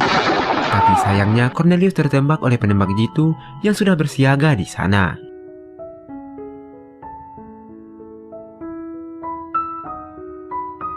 Louis dan Brandon tidak bisa berbuat apa-apa. Mereka tidak menyangka kalau akan begini jadinya. Beberapa bulan kemudian di sirkus milik Armando, ia sedang membongkar sirkusnya karena ia akan pindah ke kota lain. Lalu ia mendengar bayi simpansenya memanggil-manggil mama. Yang ternyata di malam itu Zira telah menukarkan bayinya dengan bayi simpanse milik Armando. Lalu Armando mengganti nama Milo dengan nama Caesar. Armando merawat Caesar dengan sepenuh hati dan membesarkannya seperti anak sendiri. Dan tentu saja pertualangan Caesar dan Armando akan berlanjut di film berikutnya. Jadi di ending film ketiga, Zira, Cornelius, dan bayinya telah tewas ditembak. Karena kera cerdas dianggap berbahaya bagi masa depan umat manusia. Tapi beberapa bulan kemudian, di sirkus Armando, seekor bayi simpanse memanggil-manggil mama. Yang ternyata simpanse kecil itu adalah bayi Zira dan Cornelius yang telah ia tukarkan sesaat sebelum mereka pergi dari sirkus tersebut. 20 tahun kemudian, tepatnya di tahun 1991. Pada masa itu telah terjadi kepunahan pada spesies anjing dan kucing. Hal itu disebabkan oleh sebuah wabah penyakit yang dibawa oleh astronot setelah pulang dari luar angkasa. Wabah tersebut hanya menjangkiti anjing dan kucing, sedangkan manusia dan kera tidak berpengaruh. Sebagai gantinya, manusia menjadikan kera sebagai hewan peliharaan. Seiring berjalannya waktu, kera semakin cerdas dan bisa meniru perbuatan manusia, seperti berbelanja, menyapu, bahkan ada yang bekerja di perkantoran. Pada awalnya, para kera itu memang dijadikan hewan peliharaan, tapi karena sifat serakah sebagian manusia, mereka melatih para kera itu untuk dijadikan budak pekerja tanpa harus membayar mereka. Karena itulah para kera banyak berkeliaran di tempat umum. Hal ini benar-benar sesuai dengan apa yang diceritakan oleh Zira dan Cornelius di film sebelumnya. Pada hari itu, untuk pertama kalinya Armando membawa Caesar ke kota. Caesar adalah anak dari Zira dan Cornelius, yaitu pasangan kera cerdas yang berasal dari masa depan. Armando mengingatkan tidak ada yang boleh mengetahui jati diri Caesar, karena keberadaannya dianggap ancaman bagi peradaban manusia. Mereka menyebarkan undangan acara sirkus mereka. Di sana Caesar melihat spesiesnya diperlakukan sebagai budak, bukan sebagai hewan peliharaan. Caesar semakin emosi saat ia melihat penjaga menghukum seekor simpanse betina karena hal sepele. Dia dihukum sebab ia ketiduran di tempat umum karena dia sudah kelelahan. Go! Go! You go! Lalu hal yang sangat dilarang adalah terjadinya kerumunan kera. Para penjaga akan segera membubarkan mereka. Mereka takut kalau para kera itu membentuk sebuah organisasi yang nantinya menjadi awal kebangkitan bangsa kera. Tanpa sengaja Caesar bertemu seekor kera betina bernama Lisa. Saat mereka berkeliling, lagi-lagi Caesar melihat bagaimana manusia memperlakukan para kera. Jika mereka melakukan kesalahan, majikannya tidak segan-segan memukulnya. Armando segera menenangkan Caesar agar tidak terpancing emosi. Di sisi lain ada demo buruh di depan kantor pemerintahan. Keputusan manusia mempekerjakan para kera mempersulit manusia itu sendiri untuk mencari pekerjaan. Dan banyak juga yang kehilangan pekerjaan karena telah digantikan oleh para kera. Tiba-tiba terjadi keributan di tempat itu. Seekor kera menjadi stres karena didekati banyak orang. Ia berusaha melepaskan diri, namun petugas itu malah memukulnya. Seorang asisten gubernur bernama McDonald menghentikan aksi tersebut. Ia adalah salah satu orang yang tidak suka kalau para kera diperlakukan dengan kasar. Dan kemudian petugas itu membiusnya agar tenang. Melihat itu Caesar menjadi emosi, lalu meneriaki petugas tersebut. Petugas itu langsung mendatangi Armando dan bertanya apakah keranya yang mengatakannya. Tapi Armando mengatakan kalau itu suara dia, namun beberapa orang yang ada di sana bilang kalau Keranya lah yang berteriak. Armando kemudian menirukan suara Caesar, tapi petugas itu tetap tidak mempercayainya. It's right. The ape spoke. That's right. Dan tiba-tiba Kera yang dibawa oleh petugas tadi sadar dan kembali membuat keributan. Caesar memanfaatkan kejadian itu untuk kabur dari sana. Armando pun menyusul Caesar dan menemukannya di sebuah tempat. I'm sorry. I was so angry. Caesar meminta maaf dan menyesali perbuatannya. Namun yang jadi masalah adalah kejadian tersebut membuat polisi akan mencari Armando. Tidak mau membahayakan Caesar, Armando berencana untuk menyerahkan diri agar para polisi tidak mencurigai mereka. Armando meminta Caesar untuk menunggu sampai malam. Ia mengatakan tidak ada yang perlu dikhawatirkan. Namun jika polisi menahannya, Armando meminta Caesar untuk pergi ke pelabuhan. Di sana ada banyak kera yang baru saja didatangkan dari negara lain. Armando pun menyuruh Caesar untuk membuka pakaiannya, karena para kera yang baru didatangkan tidak memakai pakaian. Caesar tidak ingin berpisah, namun Armando mengatakan ia harus bisa menjaga dirinya sendiri. Setelah itu Armando pergi melapor ke kantor polisi. Kejadian yang dialami Armando ternyata dianggap serius oleh pemerintah dan ia pun diminta langsung menghadap gubernur. Gubernur menaruh curiga apakah waktu itu mereka menembak bayi simpanse yang salah. Bisa saja kera cerdas itu menukarnya di sebuah sirkus atau kebun binatang. Ditambah lagi Armando sudah lama mengadakan pertunjukan sirkus. Sirkusnya sudah ada sebelum kera cerdas pertama kali datang ke bumi. Armando tetap menyangkal dan mengatakan kalau simpansenya tidak bisa berbicara. Namun gubernur memperingatkannya bahwa keberadaan kera cerdas itu adalah ancaman nyata bagi manusia. Gubernur juga menambahkan ada banyak sekali laporan tentang kera yang mencoba kabur bahkan melawan majikannya. Namun McDonald memiliki pendapat lain. Para kera itu tidak akan agresif jika manusia tidak memprovokasinya terlebih dahulu. Lalu gubernur pun meminta Armando untuk menyerahkan kera miliknya. Tapi Armando mengatakan kalau keranya hilang entah kemana. Karena itu, untuk sementara waktu Armando akan ditahan sampai keranya ditemukan. Lalu mereka akan melakukan interogasi kalau keranya bisa bicara atau tidak. Has your ape ever talked or shown any signs of being articulate in your presence? Sementara itu, Caesar menjadi gelisah karena Armando tidak kunjung menemuinya. Dia ingat perkataan Armando, dia pun pergi ke pelabuhan, di mana di sana banyak para kera lainnya. Caesar masuk ke sebuah kurungan, lalu bergabung bersama rombongan orang utan yang diimpor dari Indonesia. Tidak hanya itu, kera-kera dari negara lain juga banyak di sana. Petugas karantina melakukan pendataan kepada setiap kera seperti foto dan sidik jari. Sebelum sampai ke tangan konsumen, mereka wajib memiliki dokumen agar mudah dilakukan pengecekan saat terjadi masalah seperti keranya hilang atau melakukan tindak kriminal. Setelah itu, para kera dibawa ke pusat pelatihan.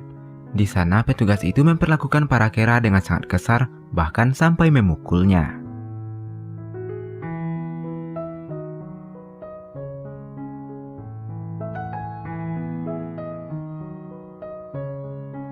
Para kera itu dipaksa mendengar kata tidak, agar mereka takut dengan kata tersebut.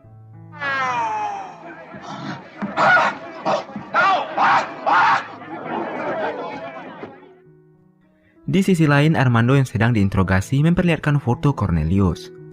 Lalu petugas itu membandingkannya dengan foto brosur sirkusnya.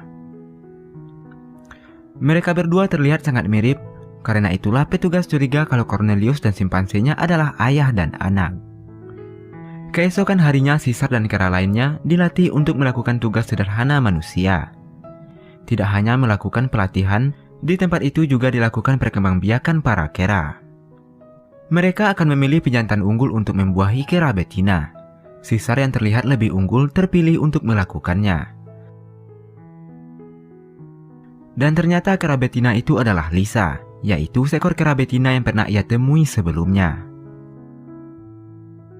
Setelah itu, beberapa kera yang terlihat pintar akan dilelang untuk mendapatkan harga tertinggi.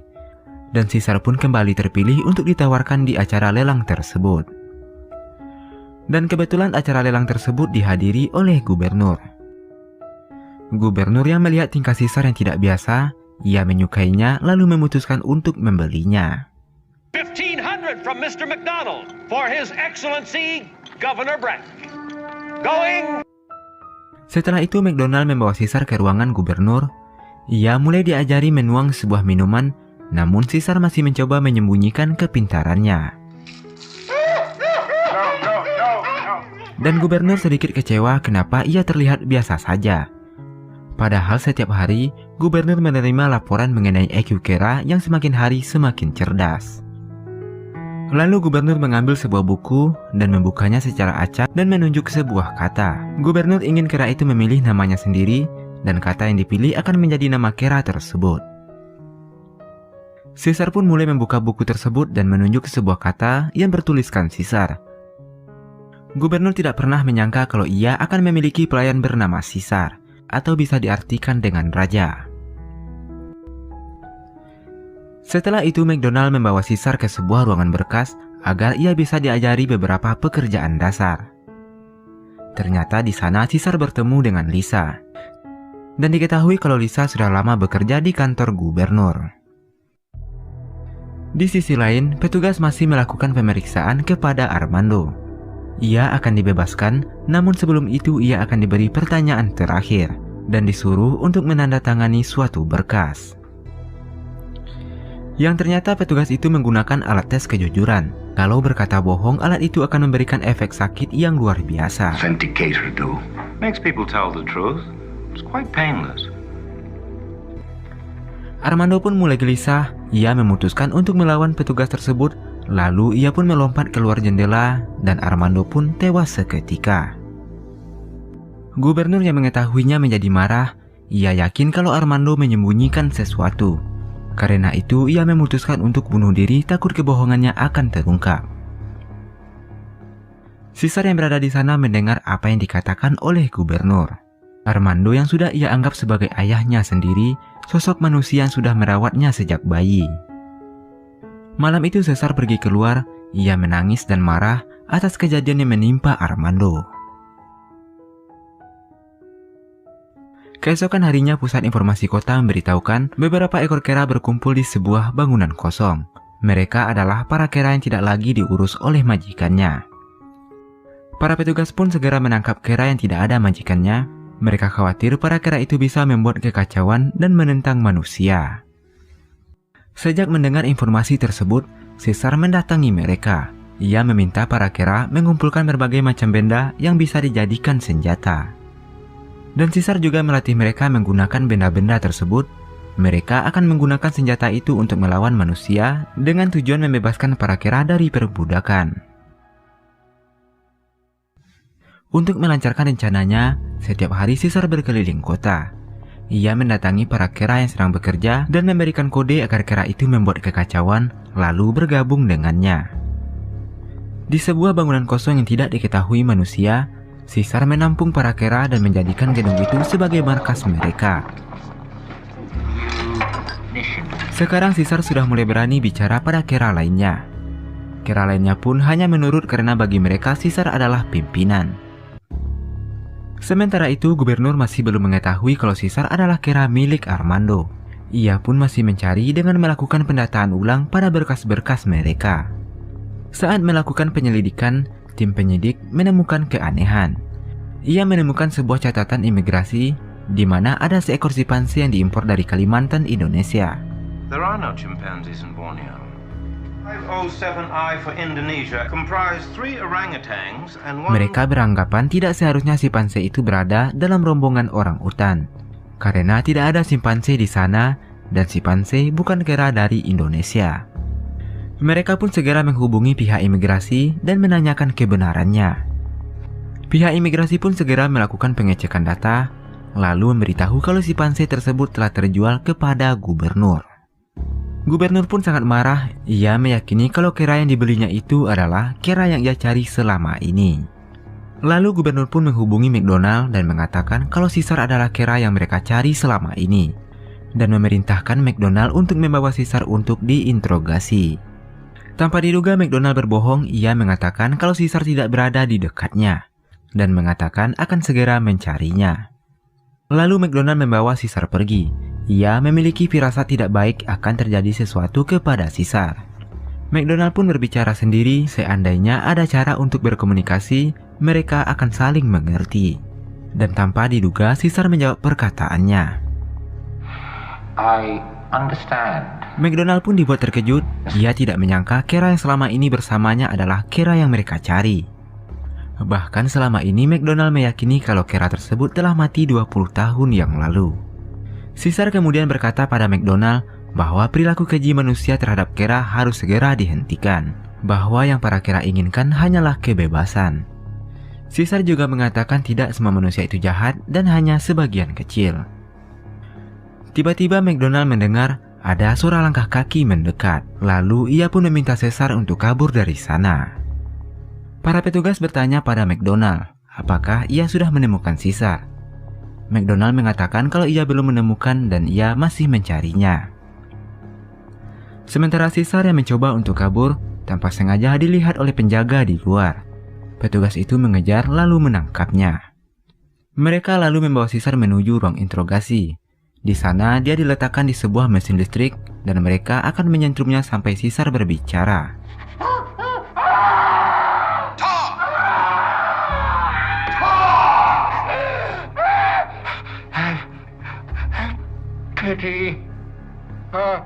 Dan pada akhirnya Caesar menyerah dan mengucapkan sebuah kata. Kemudian McDonald pergi dari sana. Tanpa ada yang curiga, ia pergi ke ruang kontrol kendali listrik. Diam-diam dia mematikan listrik pada alat tersebut. Meskipun masih menyala, tapi tidak ada aliran listrik yang tersalur pada mesin tersebut. Kemudian petugas disuruh untuk menyentrum Caesar hingga tewas. Petugas pun mulai menaiki tegangan listrik, namun sepertinya jarum pada tegangan listrik masih menunjuk angka 0 dan petugas itu pun tidak menyadarinya. Sementara Caesar yang menyadari hal tersebut lalu berpura-pura kesakitan. He's dead. Good.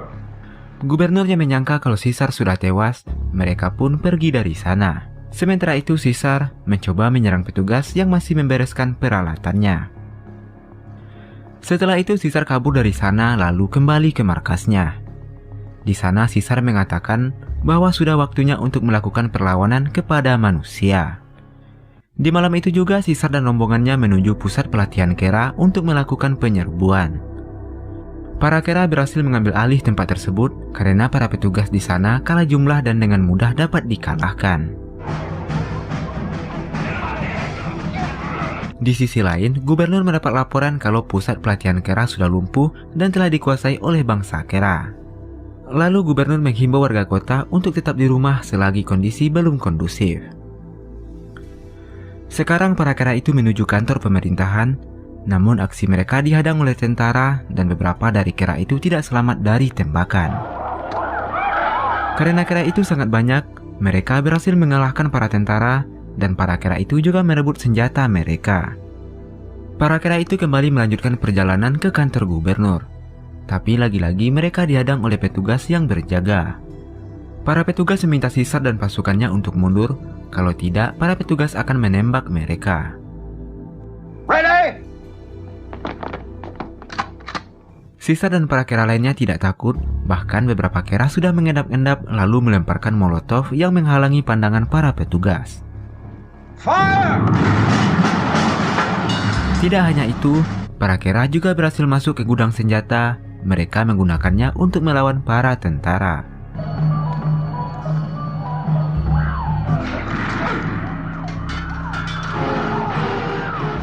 Dan keadaan pun semakin rusuh yang membuat tentara militer semakin kewalahan. Sementara itu Caesar dan beberapa gorila mulai masuk ke gedung pemerintahan untuk mencari gubernur. Sementara itu gubernur menyuruh pasukan tentara mundur untuk menjaga kantor pemerintahan. Namun Caesar dan rombongannya sudah sampai di sana. Mereka berusaha membobol pintu besi ruangan tersebut. How? They don't have the intelligence to use such tools! If we lose this battle, that's the end of the world as we know it! Gubernur pun menjadi panik. Jika mereka tidak bisa mengatasi kekacauan ini, maka bumi akan menjadi planet Kera. Dan akhirnya para kera itu berhasil masuk dan menyerang semua yang ada di sana.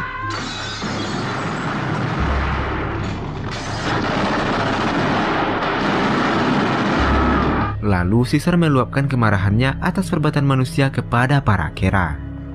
Bukannya mau berdamai, gubernur yang sangat membenci kera itu malah memprovokasi mereka. From the dogs and cats you and your kind used to love. Caesar pun semakin marah, lalu menyuruh pasukannya untuk membawa gubernur keluar, dan para pasukan kera sudah bersiap untuk menghabisinya. Tiba-tiba McDonald datang lalu berkata, This is not how it was to be. McDonald meminta Caesar untuk menunjukkan rasa kemanusiaan. Namun Caesar tidak peduli karena ia bukan manusia. Caesar juga mengingatkan bahwa nantinya manusia akan binasa karena ulah mereka sendiri. Your cities lie buried under radioactive rubble. He finally and self-destructively turns his weapons against his own. Para gorila yang sudah bersiap untuk membunuh gubernur, namun tanpa diduga Caesar mengucapkan kata tidak. Seolah-olah ia meminta Caesar untuk menghentikan kekerasan tersebut.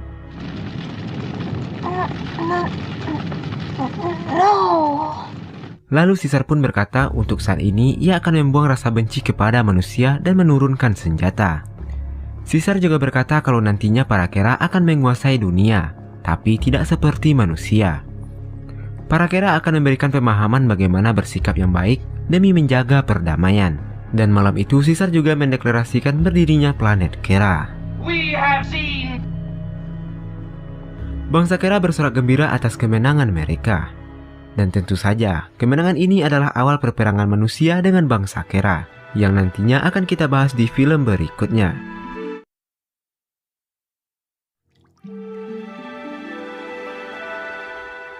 Di awal film kita akan dibawa pada tahun 2670 atau 600 tahun sejak kematian Caesar. Ada tetua bangsa Kera keturunan orangutan sedang membacakan gulungan suci. Gulungan itu berisi sejarah awal lahirnya bangsa Kera. Gulungan itu menceritakan kalau dahulunya bangsa Kera hidup primitif, lalu pada suatu masa terjadi kepunahan pada spesies anjing dan kucing. Karena kepunahan itu manusia mulai memelihara kera untuk menggantikan anjing dan kucing. Tapi karena keserakahan sebagian manusia, para kera dijadikan budak pekerja tanpa harus membayar mereka. Perbudakan itu berakhir setelah seekor kera cerdas bernama Caesar memimpin para kera untuk melawan manusia. Dan pada malam itu Caesar mendeklarasikan berdirinya planet Kera.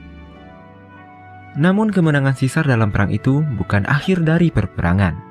Justru itu menjadi awal perang besar yang berkepanjangan antara manusia melawan para kera. Namun efek dari perang besar itu membuat sebagian besar permukaan bumi luluh lantak akibat dari ledakan bom nuklir yang digunakan manusia saat perperangan. Mereka yang selamat dan tidak ingin melanjutkan perperangan mencari lahan subur yang bisa untuk ditinggali.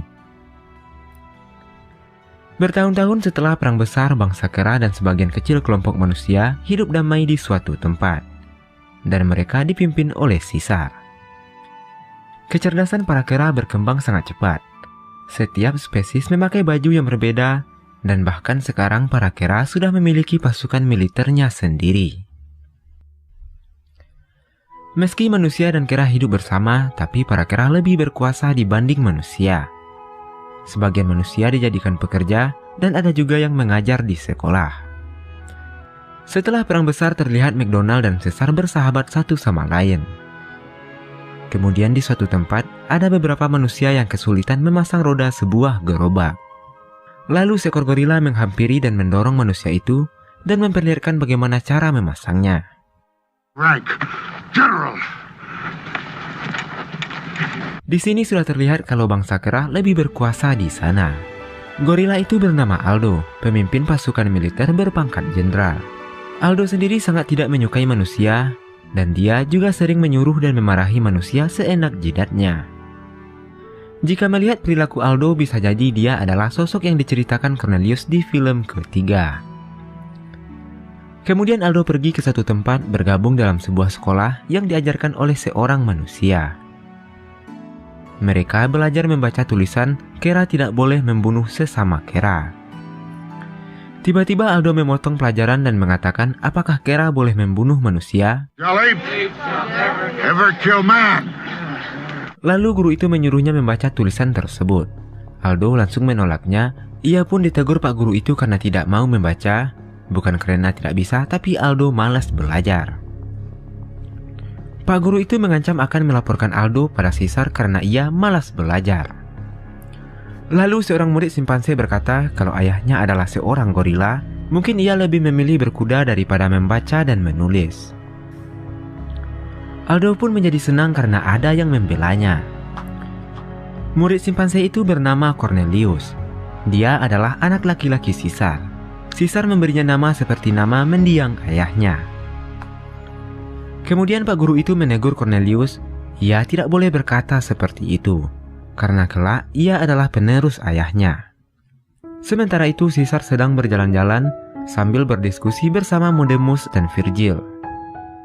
Modemus adalah penjaga gudang persenjataan, yaitu sosok Kera yang cinta damai. Sedangkan Virgil adalah orang utan jenius yang sangat menyukai ilmu pengetahuan, dan ia juga menjabat sebagai penasehat pribadi Caesar. Selain itu, Virgil juga kurang menyukai kesenjangan antara Kera dan manusia. Virgil ingin manusia dan Kera hidup setara, tidak ada perbedaan di antara keduanya. Dan tentu saja ia sangat menentang sikap Aldo, jenderal gorila yang sangat arogan. Sementara itu di kelas, para Kera disuruh untuk menulis sebuah kata dan setelah selesai lalu mengumpulkannya. Tentu saja Cornelius, anak Caesar yang pertama kali mengumpulkannya. Lalu Pak Guru meminta Aldo perwakilan dari gorila untuk maju ke depan. Ternyata Aldo tidak menulis dengan benar. Pak Guru mengatakan kalau tulisannya itu seperti cakar ayam. Aldo pun menjadi marah lalu merobek kertas milik Cornelius. No, Aldo, no! Pak Guru yang melihatnya langsung mengatakan tidak. Virgil yang berada tidak jauh dari sana langsung mendatangi Pak Guru dan menegurnya. Ia mengatakan manusia tidak boleh mengucapkan kata tidak pada bangsa Kera. Kata itu adalah kata yang sangat dilarang karena pada riwayat perbudakan bangsa Kera, dahulunya manusia menggunakan kata tersebut untuk membentak para Kera. Virgil meminta Pak Guru untuk minta maaf kepada Aldo, dan Virgil akan mencoba memberikan pemahaman kepada Caesar. Pak Guru itu pun meminta maaf kepada Aldo. Ia tidak ingin Aldo dimarahi Caesar karena merobek kertas milik Cornelius. Namun Aldo mengatakan kalau ia tidak peduli dan ia tidak takut kepada Caesar. Bahkan karena emosi, Aldo merusak fasilitas sekolah. Ia juga berusaha menyerang Pak Guru. Pak Guru pun lari dari sana dan rombongan gorila pun mengejarnya. Aldo berhasil menangkapnya, lalu Caesar yang melihat meminta Aldo untuk melepaskannya. Aldo melaporkan kalau orang ini sudah melanggar aturan. Untungnya Virgil datang ke sana lalu menjelaskan akar masalahnya. Ia mengatakan kalau Aldo memprovokasinya sehingga Pak Guru mengucapkan kata tidak. Pak Guru sudah meminta maaf kepada Aldo, tapi Aldo malah menghancurkan peralatan kelas. Lalu Aldo berkata kalau kelas sudah tutup dan mereka akan pergi berkuda. Namun Caesar memanggilnya lalu menyuruh Aldo dan gorila lainnya untuk merapikan kelas kembali. Kemudian Caesar bertanya kepada McDonald kenapa ia terlihat gelisah. McDonald berpikir kalau kebencian Aldo bukan hanya kepada manusia saja, namun juga ke sesama bangsa Kera. Bahkan saat berkuda, Aldo tidak peduli dan hampir saja menabrak Caesar.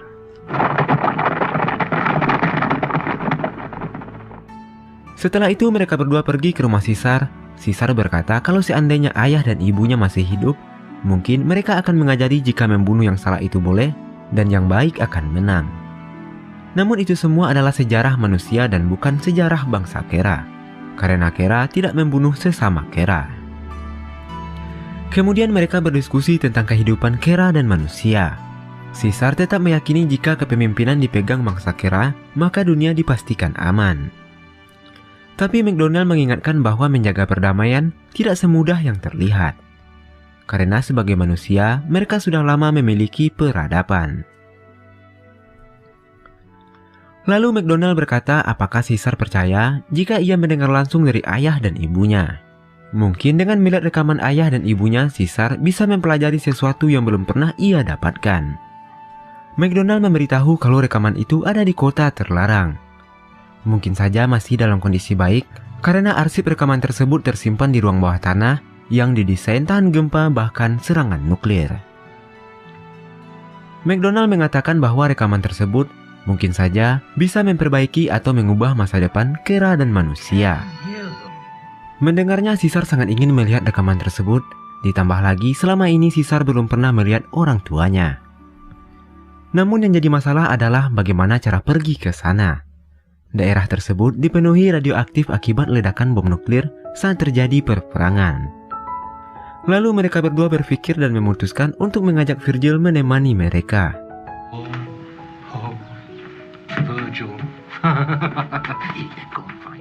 Virgil adalah sosok orangutan yang tahu akan sejarah dan juga mengetahui banyak hal. Dan tentu saja keberadaan Virgil nantinya sangat membantu perjalanan mereka. Sebelum berangkat, mereka mampir ke tempat Mademus untuk meminjam senjata. Namun Mademus menolak dan mengatakan kalau penggunaan senjata api sangat dilarang. Tapi Caesar mengatakan kalau senjata itu untuk berjaga-jaga dalam mencari ilmu pengetahuan. McDonald menambahkan kalau pengetahuan itu adalah takdir muka bumi yang terekam di kota terlarang, yang sudah terkontaminasi dan masih ada sisa manusia di sana. Akhirnya Mademus pun mengizinkan mereka membawa senjata. Virgil juga meminta sebuah alat penghitung radiasi agar mereka bisa meminimalisir kontaminasi. Mademus pun berpesan setelah pulang dari sana, mereka harus mengembalikan semua senjata yang mereka bawa. Keesokan harinya mereka mulai melakukan perjalanan. Setelah berhari-hari, akhirnya mereka sampai di sebuah kota mati. Kota ini dulunya adalah kota yang kita lihat di film keempat, yang sekarang sudah hancur karena perperangan dan bom nuklir. Efek dari nuklir itu meninggalkan efek radiasi, karena itulah daerah tersebut sekarang menjadi kawasan terlarang. McDonald mengatakan kalau dia masih ingat dengan kota tersebut, lalu meminta mereka mengikutinya. Sementara Virgil akan mengingatkan mereka jika radiasinya mencapai batas bahaya. Virgil menambahkan bahwa mereka tidak boleh berada di sana lebih dari 2 jam. Sementara itu di suatu tempat terlihat sekelompok manusia berkumpul.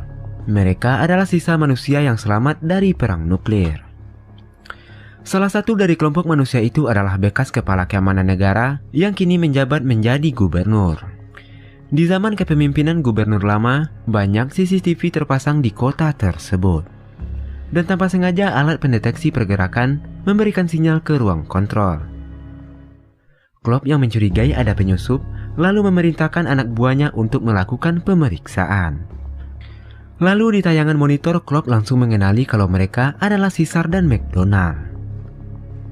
Mereka menuju ruang berkas utama dan Klopp tidak mengetahui apa tujuan mereka ke sana. Klopp memerintahkan anak buahnya untuk menangkap mereka. Jika perlu dilakukan tembakan peringatan. Sementara itu Virgil sudah menemukan berkas yang mereka cari. McDonald mencoba memasangkannya ke proyektor, yang ternyata proyektor dan rekaman itu masih berfungsi. Rekaman itu berisi video Zira dan Cornelius saat diinterogasi pada film ketiga. Pada rekaman itu Zira mengatakan bahwa ia datang dari masa depan. Hal itu dikarenakan sekitar pada tahun 3978 terjadi perperangan, yaitu perperangan bangsa gorila melawan manusia. Di rekaman itu juga diperlihatkan Cornelius yang menceritakan bagaimana bangsa kera bisa memiliki peradaban yang lebih maju. Cornelius mengatakan di catatan sejarah bangsa kera, ada seekor kera mengatakan kata tidak, lalu semua berubah sejak kejadian tersebut. Melihat rekaman itu, Caesar mengerti kenapa manusia sangat ingin membunuhnya. Para manusia meyakini kalau para kera di masa depan akan menghancurkan bumi. Lalu Virgil mengatakan bukan kera, tetapi gorila. Virgil juga menambahkan kalau apa yang mereka lakukan sekarang sangat berpengaruh pada masa depan. Mendengar itu Caesar menjadi paham kalau dia harus menjaga bumi dari kehancuran. Tiba-tiba mereka mendengar suara kaki mendekat. Mereka yakin kalau manusia yang berada di tempat itu mengetahui keberadaan mereka. Lalu mereka bergegas keluar, tapi Klopp melihat mereka melalui tayangan CCTV. Dan Klopp mengerahkan semua pasukannya untuk menangkap mereka. Weapons and go to M5. Go, what are you waiting for? Kill them. Kill them. Kill them.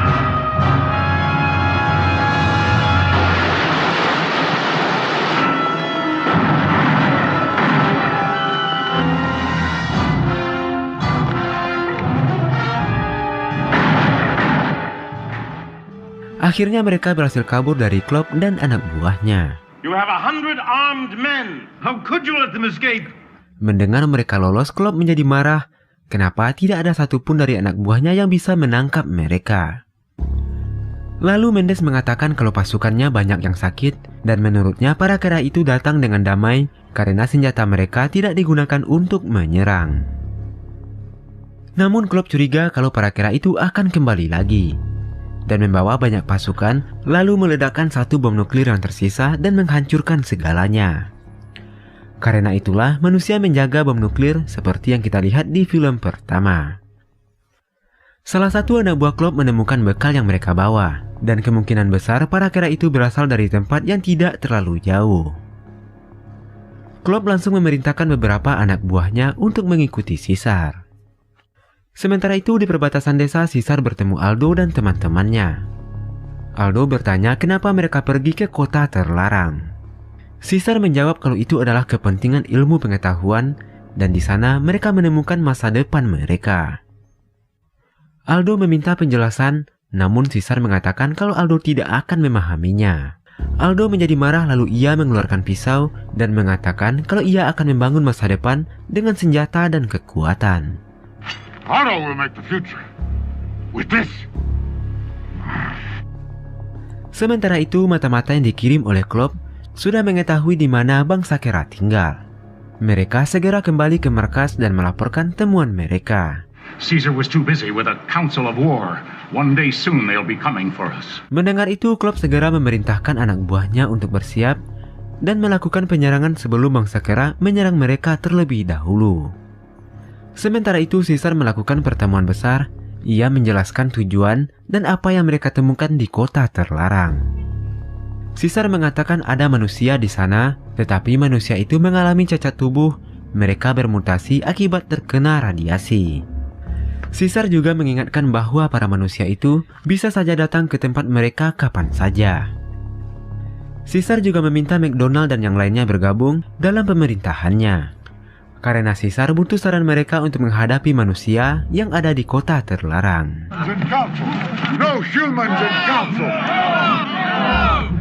Namun Aldo tidak setuju. Ia mengatakan kalau manusia tidak boleh ada di pemerintahan bangsa kera. Lalu ia dan prajurit lainnya memutuskan untuk meninggalkan pertemuan tersebut. Sementara itu di kota terlarang, Mendes meminta Klopp untuk menyudahi perburuannya. Karena permusuhan akan berlangsung turun-temurun jika mereka selalu berperang. Tapi Klopp tidak peduli dan tetap melanjutkan rencana penyerangannya. Karena Klopp masih sangat dendam dan mengatakan kalau penderitaan yang mereka alami ini berawal dari penyerangan bangsa kera. Di sisi lain, Caesar bercerita kepada Lisa apa yang ia temukan di kota terlarang. Caesar melihat manusia di sana menyimpan dendam dan amarah kepada bangsa kera. Sementara itu di kamarnya, Cornelius melihat hewan peliharaannya kabur, lalu ia pergi keluar untuk menangkapnya. Dan tanpa sengaja ia sampai di suatu tempat di mana Aldo dan prajuritnya berkumpul. Ia mendengar kalau Aldo mengatakan tanpa gorila bangsa kera tidak mempunyai pasukan. Dan Aldo juga berencana untuk mengambil paksa senjata dari Modemus, lalu mereka akan menyerbu manusia. Bahkan jika perlu ia akan menghabisi Caesar. Mendengar itu prajurit gorila pun terdiam karena semua itu sudah kelewatan. Saat sedang berbicara, ternyata Aldo melihat Cornelius dan mendengar apa yang mereka katakan. Takut perkataannya akan dilaporkan kepada Caesar, Aldo mencoba menyerang Cornelius dan mematahkan dahan yang ia injak, lalu Cornelius pun terjatuh. Sementara itu di rumah, Lisa tidak melihat anaknya berada di kamar. Ia mencoba pergi keluar untuk mencarinya. Mendengar ada yang datang, Aldo dan gorila lainnya segera pergi dari sana.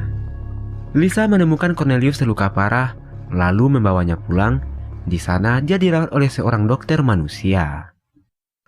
Keesokan harinya McDonald mencoba mencari tahu apa yang terjadi. Ia melihat bekas potongan di mana Cornelius terjatuh. Ia curiga kalau kejadian yang dialami Cornelius ada unsur kesengajaan. Di saat bersamaan pasukan Klopp sudah hampir sampai di desa bangsa Kera. Kedatangan mereka diketahui oleh prajurit gorila, lalu melaporkannya kepada Aldo. Aldo langsung memberikan peringatan kepada para Kera untuk waspada. Bahkan dia juga memerintahkan semua manusia ditangkap lalu mengurungnya. Setelah itu Aldo dan prajurit gorila lainnya memaksa Mendemus menyerahkan senjata yang disimpan untuk melawan manusia. Dan sementara itu Caesar masih berada di rumahnya. Ia masih menemani Cornelius yang sedang terluka parah. Virgil kemudian datang menemui Caesar. Ia mengatakan kalau Aldo dan pasukannya mengambil senjata. Aldo juga telah merebut kekuasaan dan sekarang ia mengurung semua manusia termasuk McDonald. Tapi Caesar berkata kalau ia belum bisa meninggalkan Cornelius. Tiba-tiba Lisa memanggil Caesar. Cornelius ingin mengatakan sesuatu kepada ayahnya. Father, where you hurt me. Namun belum sempat mengatakan semuanya, Cornelius tidak dapat bertahan. Caesar masih bertanya-tanya siapa yang ingin melukainya. Lalu Virgil mengajak Caesar ke tempat manusia dikurung. Caesar menjadi sangat marah, lalu meminta Aldo untuk membebaskan mereka semua. Namun di saat bersamaan, Klopp dan pasukannya sudah sampai dan langsung melakukan penyerbuan. Aldo pun memerintahkan prajuritnya untuk melakukan perlawanan, dan pertempuran sengit pun tak terhindarkan.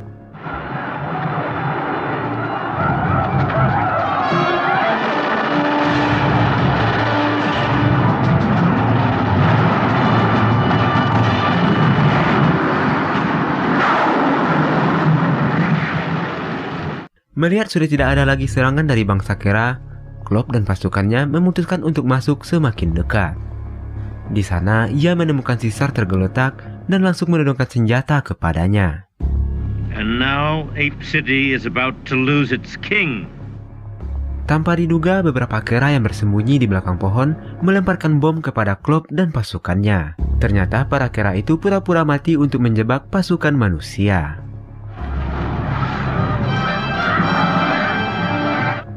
Dan Caesar mengatakan untuk tidak menembak dan membiarkan Klopp dan pasukannya pulang. Namun tanpa diduga Aldo dan pasukannya menghadang manusia di tengah perjalanan. Di sana Aldo menembaki dan membunuh semua manusia. Sementara itu di desa Caesar disambut seperti pahlawan oleh para Kera. Lalu ia meminta Virgil membebaskan semua manusia yang dikurung. Namun tiba-tiba Aldo datang dan mencegah mereka dibebaskan. Aldo mengatakan kalau saat ini dialah yang berkuasa. Lalu ia memerintahkan prajuritnya untuk menembaki para manusia, tapi Caesar mencoba menghalanginya. Aldo menyuruh Caesar untuk minggir, kalau tidak ia akan membunuhnya. Mendengar Aldo berkata seperti itu, ia pun menyadari bahwa Aldolah yang ingin menyakitinya. Virgil mengatakan bahwa Kera tidak membunuh sesama Kera. Virgil juga meyakini kalau Aldolah yang mencelakai Cornelius. Para Kera langsung mengutuknya, bahkan prajurit gorila juga membenci tindakannya.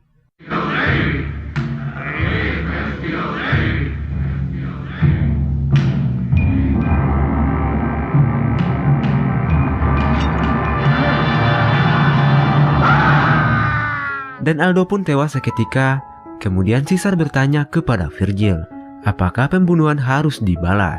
Virgil mengatakan hanya masa depanlah yang mampu menjawabnya. Setelah itu Caesar membebaskan para manusia. Lalu McDonald berkata, kalau ia ingin membebaskan manusia, maka bebaskanlah secara penuh. Manusia juga memiliki tujuan, bukan bangsa Kera saja. Mereka juga ingin hidup dalam kedamaian. Sejak saat itulah bangsa Kera dan manusia hidup berdampingan. Tidak ada perbedaan satu sama lain, mereka pun bersama-sama membangun masa depan. Dan di gudang senjata Mendemus mengatakan kalau ia ingin pensiun menjaga senjata. Dan ia punya usulan untuk memusnahkan semua senjata di sana. Namun Caesar mengatakan kita butuh senjata itu untuk berjaga-jaga, karena bisa saja manusia yang ada di kawasan terlarang kembali menyerang mereka. Lalu scene kembali berpindah ke 600 tahun kemudian. Sesepuh orangutan telah selesai menceritakan kisah masa lalu. Sampai sekarang, mereka masih menunggu harapan akan masa depan. Setidaknya saat ini manusia dan para kera hidup harmonis dan damai. Lalu film pun ditutup dengan diperlihatkan patung Caesar yang mengeluarkan air mata. Jadi air mata tersebut mungkin saja bisa diartikan sebagai air mata haru, karena ia telah mengubah masa depan. Atau bisa jadi air mata itu adalah air mata kesedihan. Ia sedih karena usaha yang ia lakukan sia-sia dan tidak mengubah masa depan. Jadi kesimpulan dari film pertama sampai akhir adalah Cornelius adalah keturunan Caesar dan Caesar adalah keturunan Zira dan Cornelius. Jadi cocoknya film ini berjudul Anakku adalah kakekku, kakekku adalah anakku, anakku adalah kakekku, dan kakekku adalah anakku. Oke, sekian video kali ini. Silahkan berikan masukannya agar kedepannya bisa lebih baik lagi. Dan saya juga berterima kasih atas masukan-masukan positif dari sobat semuanya. Kalau sobat mau request film, silahkan tulis di kolom komentar. Dan nantinya akan saya coba untuk buatkan alur ceritanya. Akhir kata saya ucapkan terima kasih, jaga terus kesehatanmu, dan wassalamualaikum warahmatullahi wabarakatuh.